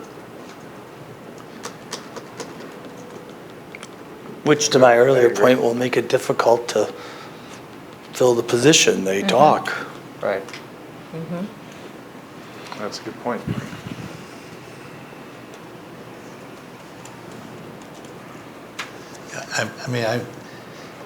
You like to grab that money, but I think our office runs pretty efficiently up there. And at some point, you start undermining the service aspect. I agree. That people expect. I agree. I also think there's a lot of opportunity, as Tom and Kent have identified, to streamline in terms of that meeting prep. I think that's not. I don't want to cast aspersions that is somehow the administration's fault. I think there are other things at work that lead to that maybe overutilization of that staff. I think we've cut, from my estimation here, $143,000 from the 318. $144,043. Yeah, I think that's pretty good so far. I'd leave the staff alone as much as possible. We've got a lot of work coming up with the elections and such. So the balance of that then would come out of the reserve fund. Correct. And we got $1.5 million. My recommendation is body language. We've cut a lot out of the operating. Unless you see something else. I'm satisfied. Is there somebody that'd like to make a motion to approve the operating budget? I will. I'll make the motion to approve the operating budget as we whittled it down. With the amendments included? Correct, with the amendments that we've added. And I'll second. Is there any discussion? All in favor say aye. Aye. Opposed? Abstentions? Passes. One down, folks. One down. All right, can we moving over to capital then, Ken? Yep. Yeah, we're going to discuss. Okay, I'd like to make the motion then original to motion. remove item 2020-01A and 2020-01B, public navigational dredging of Bark River Inlet, and the engineering bidding and construction management and the construction cost of total of those are $60,000 for the engineering bidding and construction and $590,000 for construction. We have a second? I'll second. Second. Second was Matt. Okay, discussion? I would just like to publicly state that while I don't think I'm not necessarily against dredging, I'm concerned that there seems to be the same spot which was dredged not that long ago, a few years, because I was on council when it happened, and I haven't been on that long, but I'm not seeing a plan overall for dredging in other parts of the lake, and I'd would task Lake Welfare to come up with a comprehensive goal, something to look before we leap, and that's a big concern of mine. And also, can I have a question? Maybe you can answer it, or maybe Tom. Let's pretend that we did spend the money for dredging. Who would administrate that, the dredging? Is that a public works because it's in a public right-of-way? Is it a lake welfare? Who would administrate the dredging project? I would. Just you alone, not any? Or As far as contract administration, we would hire a contractor to do the work. And you would hire it, it wouldn't be put out for bid and then sent back to Public Works Committee to review, or Lake Welfare, it wouldn't be a committee as far as running or administrating that? So that hasn't been thought through. I mean, there's 60,000 in here for engineering. So we would hire an engineer that would put together a plan of the work to be done, specifications, bid it out. But I would assume that the committee that would look at those bids and recommend award would be Lake Welfare to make a recommendation to the council. But as I read the code, Lake Welfare has the ability to study, not manage projects. It just says the word is study. Yeah, they're not really managing the project. They would just be making a recommendation to council about what bid to accept. A project of that nature, why wouldn't it go to Public Works? It could. I mean, certainly if any Public Works Committee member would call me and say, hey, Tom, I'd like this on our agenda, I'd like to make a recommendation to the council on this project, we could certainly do that. Okay. I just thought that a project of that nature should have been brought to Public Works, and it never was. We didn't discuss it as a Public Works project. So I'm going to make a comment. I've been a big supporter of the dredging. I thought the report that's been referred to that says, folks have said, well, it isn't really supported in the sewer pack report. And I listened to the testimony here, and they actually convinced me more so that there's just a general benefit to the lake, and this whole debate is whether it helps the property owners abutting it versus the whole lake. And I recall them saying that dredging is very effective at removing these biosolids or whatever, and there is a long-term positive impact. So it's something that I know I live on the lake, and I don't live near it, but I also think with what we're doing this year, we have to take a look at this the whole capital budget, and be it, you asked the question about Tom administering this, we've been doing a lot of projects in the city, and I think if we're going to send a message that we're cutting our pay and we're limiting employees' pay increases and even considering cutting positions, I think we can't be engaging in these capital projects. And if we have a referendum, I want it to pass. I'll be voting for it and campaigning for it by the time I'm kind of encouraged that we might actually avoid it. But I also think we need to look at it. Now I'm going to sound like Al Zetlow. And had Al been here a year ago, we would have had dredging this year. But he was always concerned about the debt, and I think that if we can start cutting what our debt component is of our tax bill, we can turn to the residents and say, well, we do have to spend it on operating. And I know our debt is nicely projected not to go up much, but every year we add $1 million, $2 million, it never goes down. So well, it actually stays pretty level over the last 10 years. And it's because of good management. So I think this year I can't support it. Not that it shouldn't come back in the future, because I think there's a benefit to the whole lake by conducting maintenance on the mouth of the Bark River. That's what it is. I agree with you that the sewer pack report definitely told the benefits of the overall lake, but this is a tough year to be looking at that type of project as well. It's a tough year, and the comments of some of the folks that spoke were right on this point, and the sewer pack report also talks about improving the frontage of all of the landowners and the property owners, and I have observed that. And I've observed it in front of houses that are full-time residents and part-time residents. I don't think there's any difference. I think when people are redoing their landscaping, they're consulting professionals, and you're seeing tall grasses and natural shorelines. So There's a lot of facts out there. people are putting a lot We of have money. thousands of pages of facts. We're getting another 600 pages from SORPAC, right? So we do have plenty of facts. But anyway, this year, I think it's just the environment that we're in. Makes it difficult. But I just don't want to, there isn't a panacea that by cutting capital, it fixes our operating budget, right? It just, I it understand. nibbles at the edges, but it doesn't help the root problem. That's all I want to make sure we're all honest and clear about, that's all. I agree with everything you said, Jim, and I think Wayne brought up a really good point too, and that is one of the things that I know I asked for last year when this showed up on the budget in the way that it did, for the dredging at least. I asked for as much public awareness and committee involvement as possible, and you know, Wayne brought up, why isn't this a public works project? You know, why isn't this part of their agenda?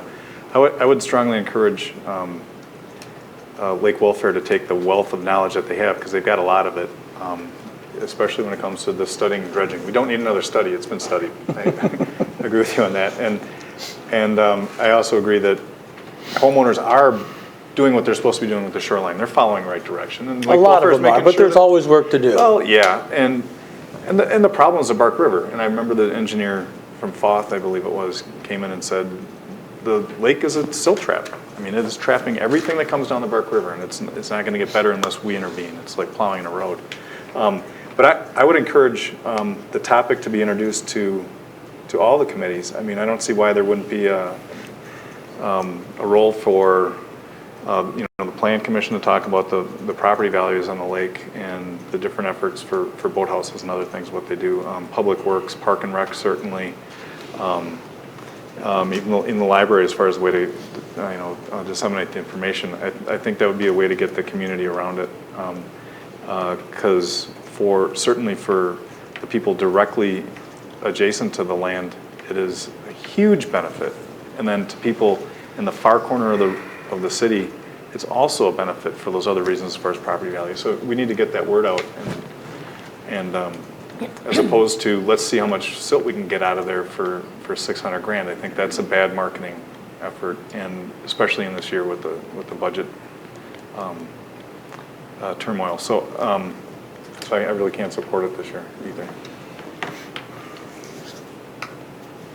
Yeah, it's a tough time with the budget, but this is an issue that's not going to go away. The fact of the matter is, the lake is shrinking from the silt. The inlets up there, and I don't know how many acres there are, but has become unusable to all those residents. And not only the residents, but anyone that uses the lake.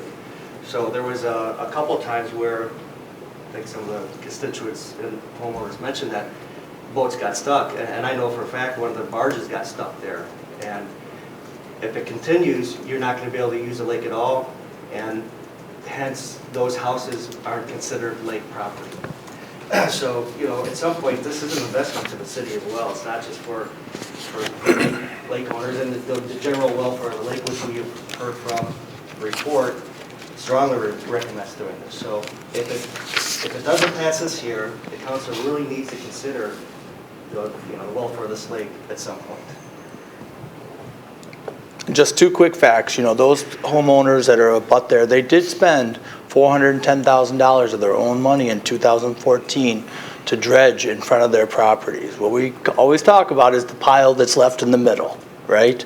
And after getting the lake-wide approval from the DNR to dredge any place that was less than 3 feet of water, private citizens, year to date, have spent $1.133 million to do it privately. So people on the lake have made over $1 million investment dredging in front of their own properties. I'm just sharing the facts with you. That's all I'm doing. And I appreciate that, but that scares me. 2014 it was done, and now it's that bad again, and that's only 5 summers. that there has to be another way than just simply spending millions Yeah. of dollars. So, again, I'm not trying to belabor the point. No, but I supported it, I voted for it. yeah, I just want to share with you, Yeah. it's like you have a bowl of ice cream, right? And you take all the stuff around the outside edges of the ice cream, but you leave the center of the bowl full of ice cream, it just slumps into where you just took it I out, get you. right? Yeah. So.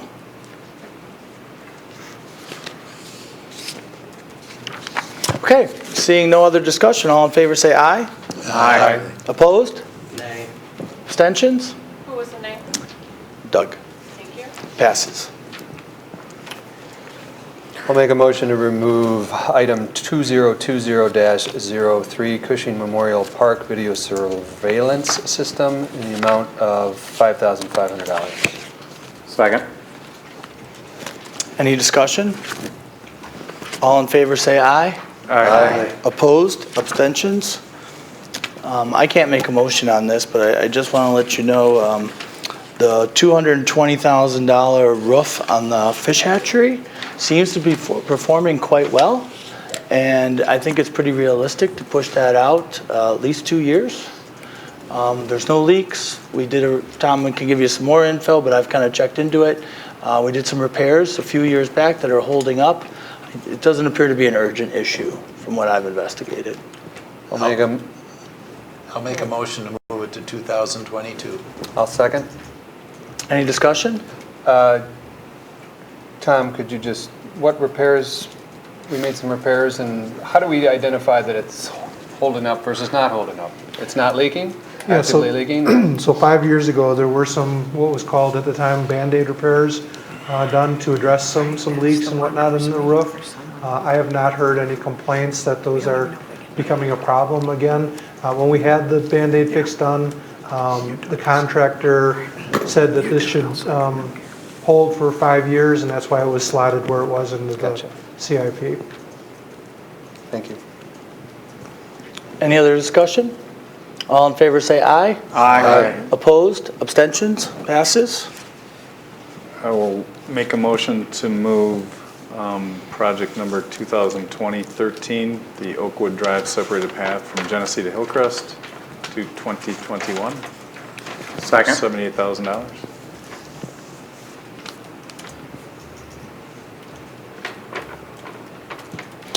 Any discussion? All in favor say aye. Aye. Opposed? Abstentions? Passes. I'm sorry, what year was that? 2021. Thank you.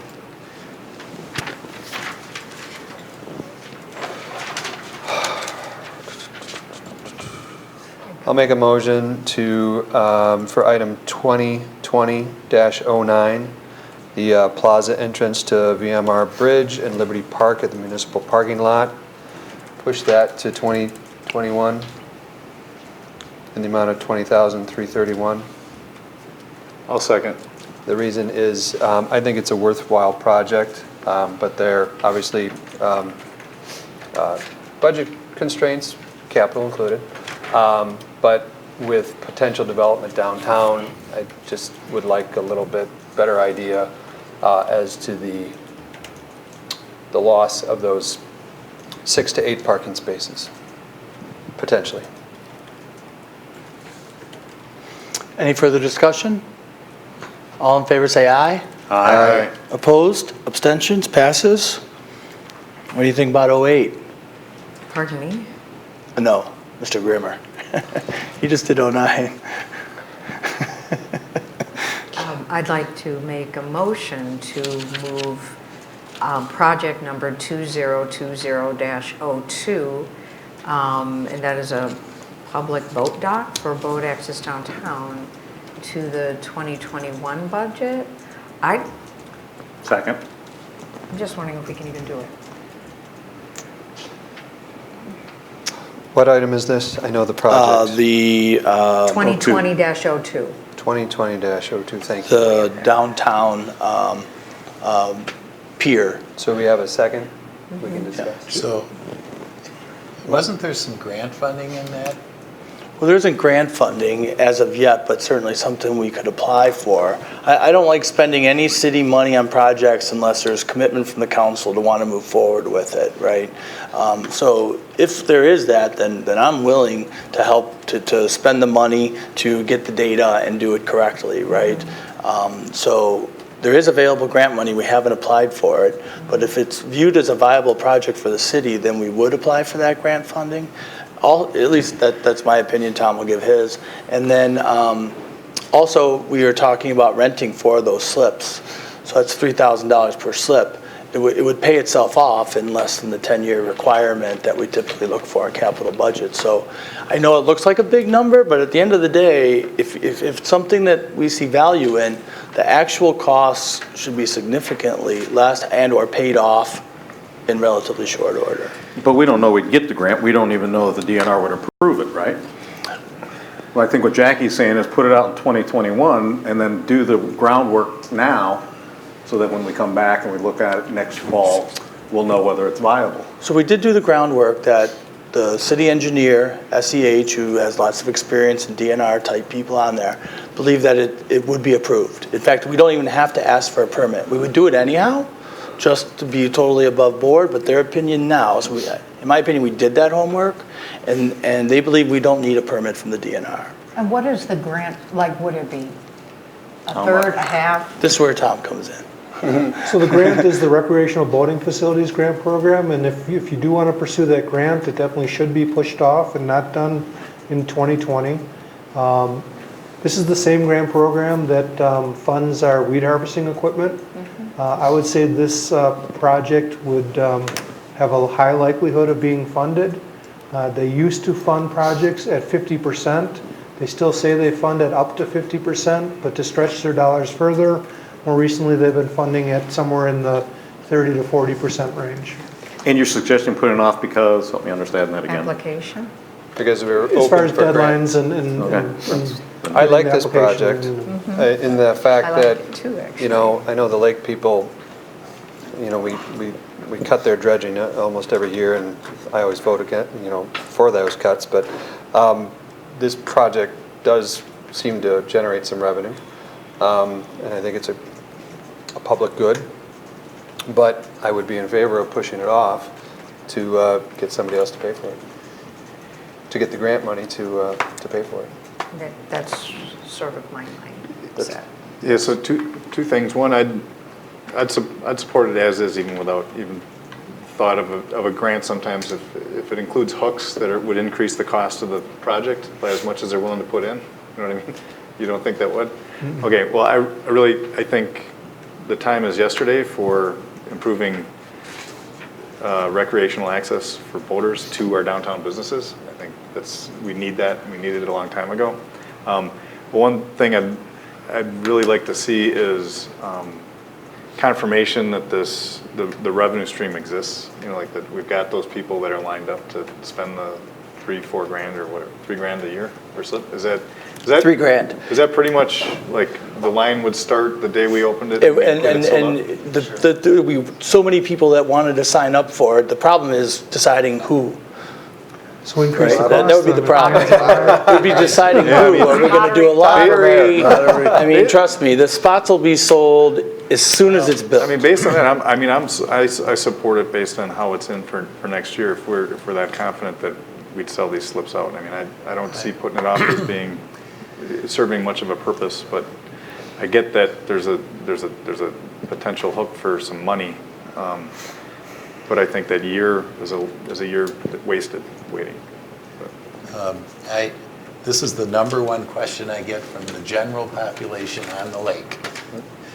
And maybe people who aren't all informed on how we work, but they cannot understand why the city can't put a pier down there. Yeah, right. I get asked that. I never have been able to figure it out. And so, you know, I would support this without revenue, because I just think it almost creates a conflict to have private rentals there. And I think you'd have neighbor issues. And so, but I do think we should wait a year in light of our situation. And unless there's some costs we incur early that we should split this, you know, I'm asking the mayor, I'm looking at the mayor. But Yeah, I'm sorry, I didn't quite understand the Says question. there might be money out there. Yeah, we would apply for the money either way. Yeah. Then Either let's- way, whether we try to do it this year and if the grant funding made us wait till next year, we do it. We're going to apply for the grant money. We're not going to build it until we get the grant money. So I think we should flesh it out. It's just whether we're going to start that process now or we're going to wait a year and start it in a year from now. Well, is there a risk of the grant going down? Because Tommy made the comment that on average you're 50%, but now they're shying away and that's changing to 25 to 30. Is there a risk of losing potential more grant money if we wait? I can't predict that, but Yeah. I didn't say 25 or 30, I said 30 to 40. Oh, okay. Approve it this year, approve it next year, we're going for that grant money and we're going to ask for it. Plus the return on investment from renting the slips to non-lake residents only in the city of Delafield, right? Another avenue for folks that don't have access to the lake to have a number of slips that they could rent. So voting to include it in the 2020 capital budget does not preclude getting grant money for it. That's correct. We will not build it until we get an answer on the grant. The problem is it gets in our borrowing next year, and I don't think we're going to spend it next year. So your motion is, I think, fine. I think that's what Tom is basically saying. We're paying interest on a project we don't have. Right. Sometimes we modify our borrowing based on what happens between now and April or May when we borrow. And if some projects that we approve now become apparent that they're not going to happen next year, then sometimes we'll come to you and recommend a lower number than what you approved tonight, with that other approved project getting bumped forward to the future year borrowing. Does that make sense? Yep, another option. I just don't think it's realistic this year. I think that the maker of the motion is attempting to fix our budget, and I think we can still do the project in '21. Okay, any other discussion? All in favor say aye. Aye. Opposed? Nay. Abstentions? Passes. I'd like to move that we remove item or project 2020-16B for solar-powered radar speed signs for $20,250. Second.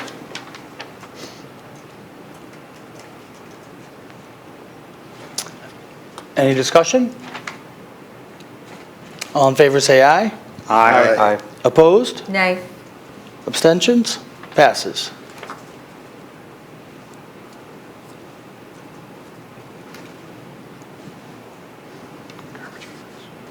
Oh, yeah. The garbage cans. My conscience told me to remember about garbage cans. I'd like to, I don't know which item it is here. It's in your letter. 2020-15. 2020, item 2020-15. Item for $5,850 to remove that from the capital budget at this point. Second.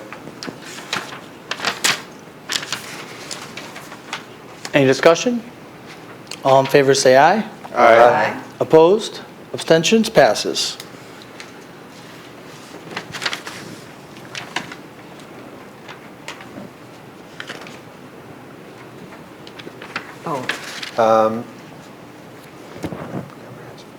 Item 2020-12. Comprehensive pedestrian and bicycle accommodation plan. I am requesting that we remove that from 2020 budget. I'll second, but I'll also add a comment. Well, actually, second it so we can comment, right? Right. All right. We've had a lot of discussions. So this, I'm going to relate something from 2020-10A, and that's the Mission Road, Oakwood and Ashota Road. There's no doubt that that street needs the resurfacing that's in the budget. Part of this is some safety improvements, including a path, and I've had a lot of discussions with the people up there. Rather intense one this weekend, and intense in a good way. They were using the theory that a path segment that that does not connect anywhere on the north and south side is not worthy, is a liability, and as much as it is a feature, knowing that there's a road that goes, Red Chapel goes right around it anyways. So they suggested some things like how we might be able to work with them on signage and other things to direct the pedestrians around into their front yards, really. And maybe think about the easement when there's actually a comprehensive path plan that would include that as a actual connected trail. And so these kind of go hand in hand. I'm just wondering if, I mean, we could, if we do get the savings out of the $560,000 for the Neshota Road to Oakwood Road, Mission Road resurfacing, we could reallocate money and introduce a plan sometime next year to do that study if the money becomes available, couldn't we? I mean, as a motion next year. So let's say we pass the capital, in other words, if the capital comes in, or if the bids come in based on how we might amend the Mission Road resurfacing, if it comes in with enough funds to drop this comprehensive pedestrian and bicycle plan in next year, we could still bring that up. The council would have to do a budget amendment and add it. I mean, that's kind of what I'm proposing is I think we might be able to realize some savings in some of the short-term objections I've got to the current plan for the Mission Road resurfacing that would enable this anyways. Yeah. Does that make sense? So they're actually looking for that plan and saying, don't spend that money on the path today, spend it on something that's going to get us that path in the future. Yeah, so I don't know, just my opinion, I mean, I think $40,000 for a bicycle plan is for separated paths is just like crazy expensive. And I can't even imagine spending that much money. We have a couple of different park and rec plans that have already kind of laid out where they should go. I think a lot of it's common sense, and it's where we have unsafe areas and we have the highest safety issues. So to me, I wouldn't be in favor of spending anywhere near this amount of money on a consultant to draw some lines on a map for us.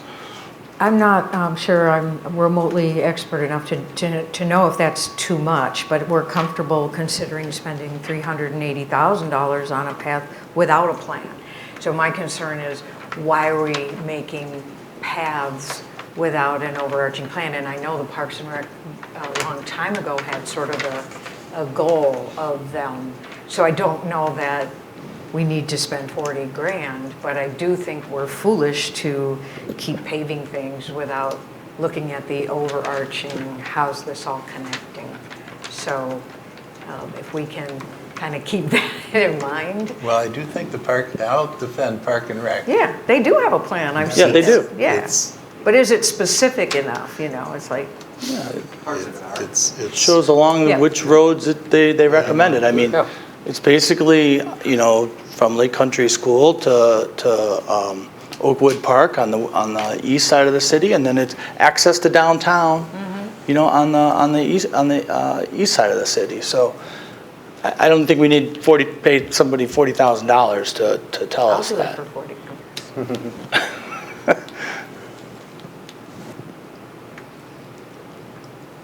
Okay, is there any other discussion for the removal of this item? All in favor say aye. Aye. Opposed? Abstentions? Passes.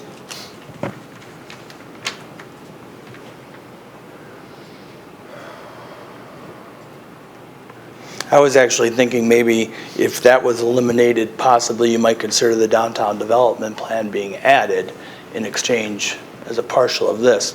Just want to remind you of that for your consideration.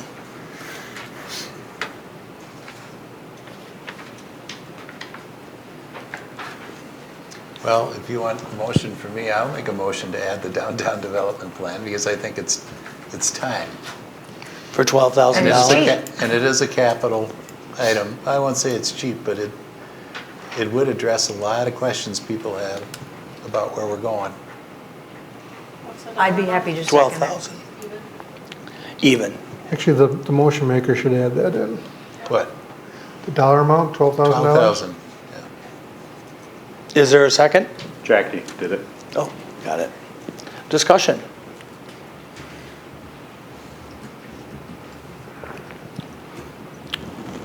All right, all in favor say aye. Aye. Opposed?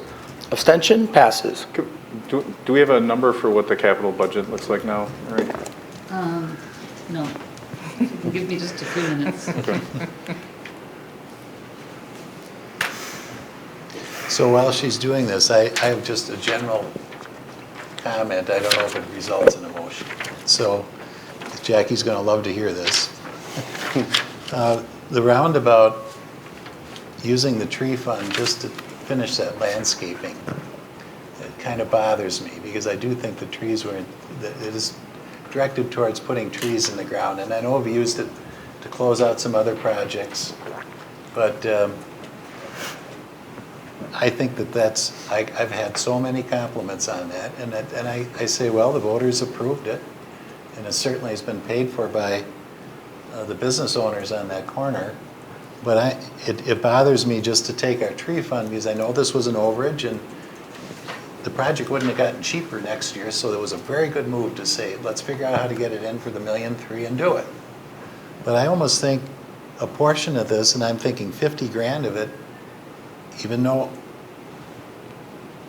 it becomes something that the taxpayers have to pay, I hate depleting the tree fund by $67,000. And I'm thinking, or 62, you know, we should split it in some way. I actually had that. And the real argument for it, I know we guaranteed that there'd be no taxpayer money in this project, but do you realize how much cost we have averted by having this thing take place? Yeah, but we told them at the referendum there wouldn't be costs from the taxpayers. Well, Now we'd be doing it and making costs to taxpayers. But the tree fund's not from the taxpayers, it's money from the builders, right? I'm more concerned about the use of the He hasn't tree made fund, one. He was talking. depleting it just to solve this problem. I'm worried about $62,790 in that small area when we only used a few thousand to replace trees from that lawsuit that we talked about early on. It just seems like they could do very well with around 30 or 40 instead of 62. So that my thought was. So do we have a motion, guys? No. Not yet. Okay. We're just discussing it because we're waiting for calculation. Well, it's worth a motion. Well, Well, would it increase the project, it wouldn't increase the project cost. Right. That it would come from the taxpayers, I think. Well, and see, the Well, tree we'd fund have is to- taxpayer money anyway. It's just a different. Well, it's way of- money that's gotten from developers per city ordinance when they cut down trees. It's the whole justification we use in the Right, first so place. it doesn't come from, it comes from the ordinance requirement, it doesn't come from the What taxpayer. it does in the long run, it allows us to accomplish a project without billing the taxpayers. Well, the project is to plant trees. And actually, this landscape plan doesn't involve one tree. No, that's not true, is it? It doesn't have any trees in it? And it's 62,000? Are there no trees in I thought there was on the side of the road. Yeah, I thought there were trees along the side, on both sides of the You road. wouldn't want them in the All right, okay, I take that back. By the There's none in the coals, middle. there where we took. None in the middle. middle. Right, you wouldn't want them in the middle. That's grasses. Of the roundabout. It's just grasses in the middle. And I'm just throwing it out there while we're waiting for Marie to give us the answer, but, I've got numbers. okay. thank you. This includes the 10,000 that has not been voted on, the additional 10,000 that Tom requested for the truck, the dump truck. All right. If that was to be passed, the total is $1,721,977, of which $1,529,480 comes from the general fund. What was that last number? $1,529,480.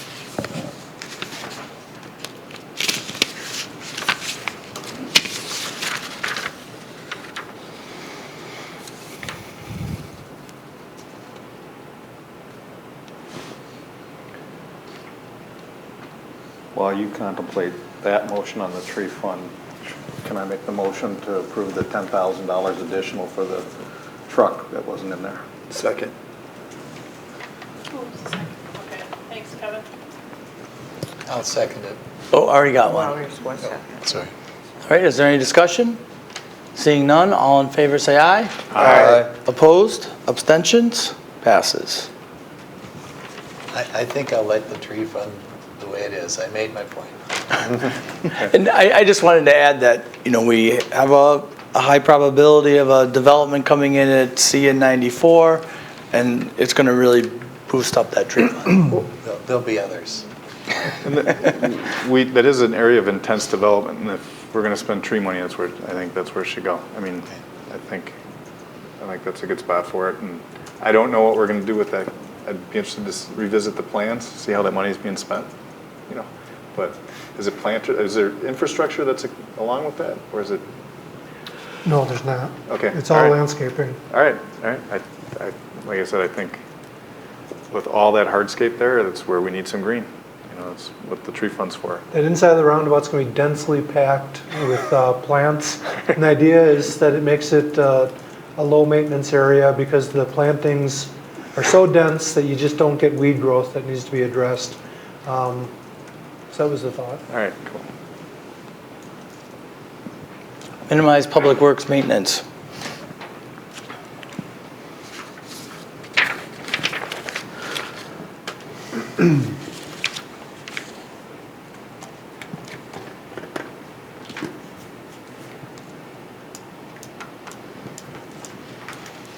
All right. I'll make a motion to pass it as amended. Second. Second, okay. All in favor, say aye. Aye. Opposed? Abstentions? Passes. That was for the operating budget. Capital budget. All right. We'd like a short break. Sally would like a short break. We're going to take a short break. 5 minutes. 5 minutes. There's more.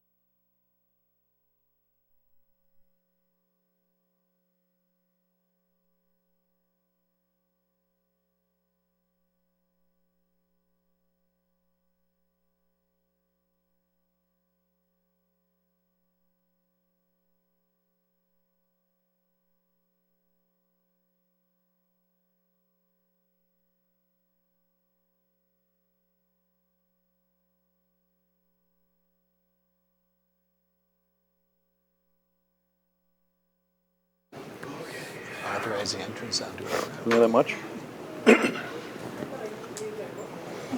All right, we are back. Thank you for staying with us during our break. Okay, so we have finished number 7. We have finished number 8. 7B, discussion possible action regarding agreement between members of the Suburban Critical Incident Team for purchase of the armored vehicle. Revisiting that topic. Tom?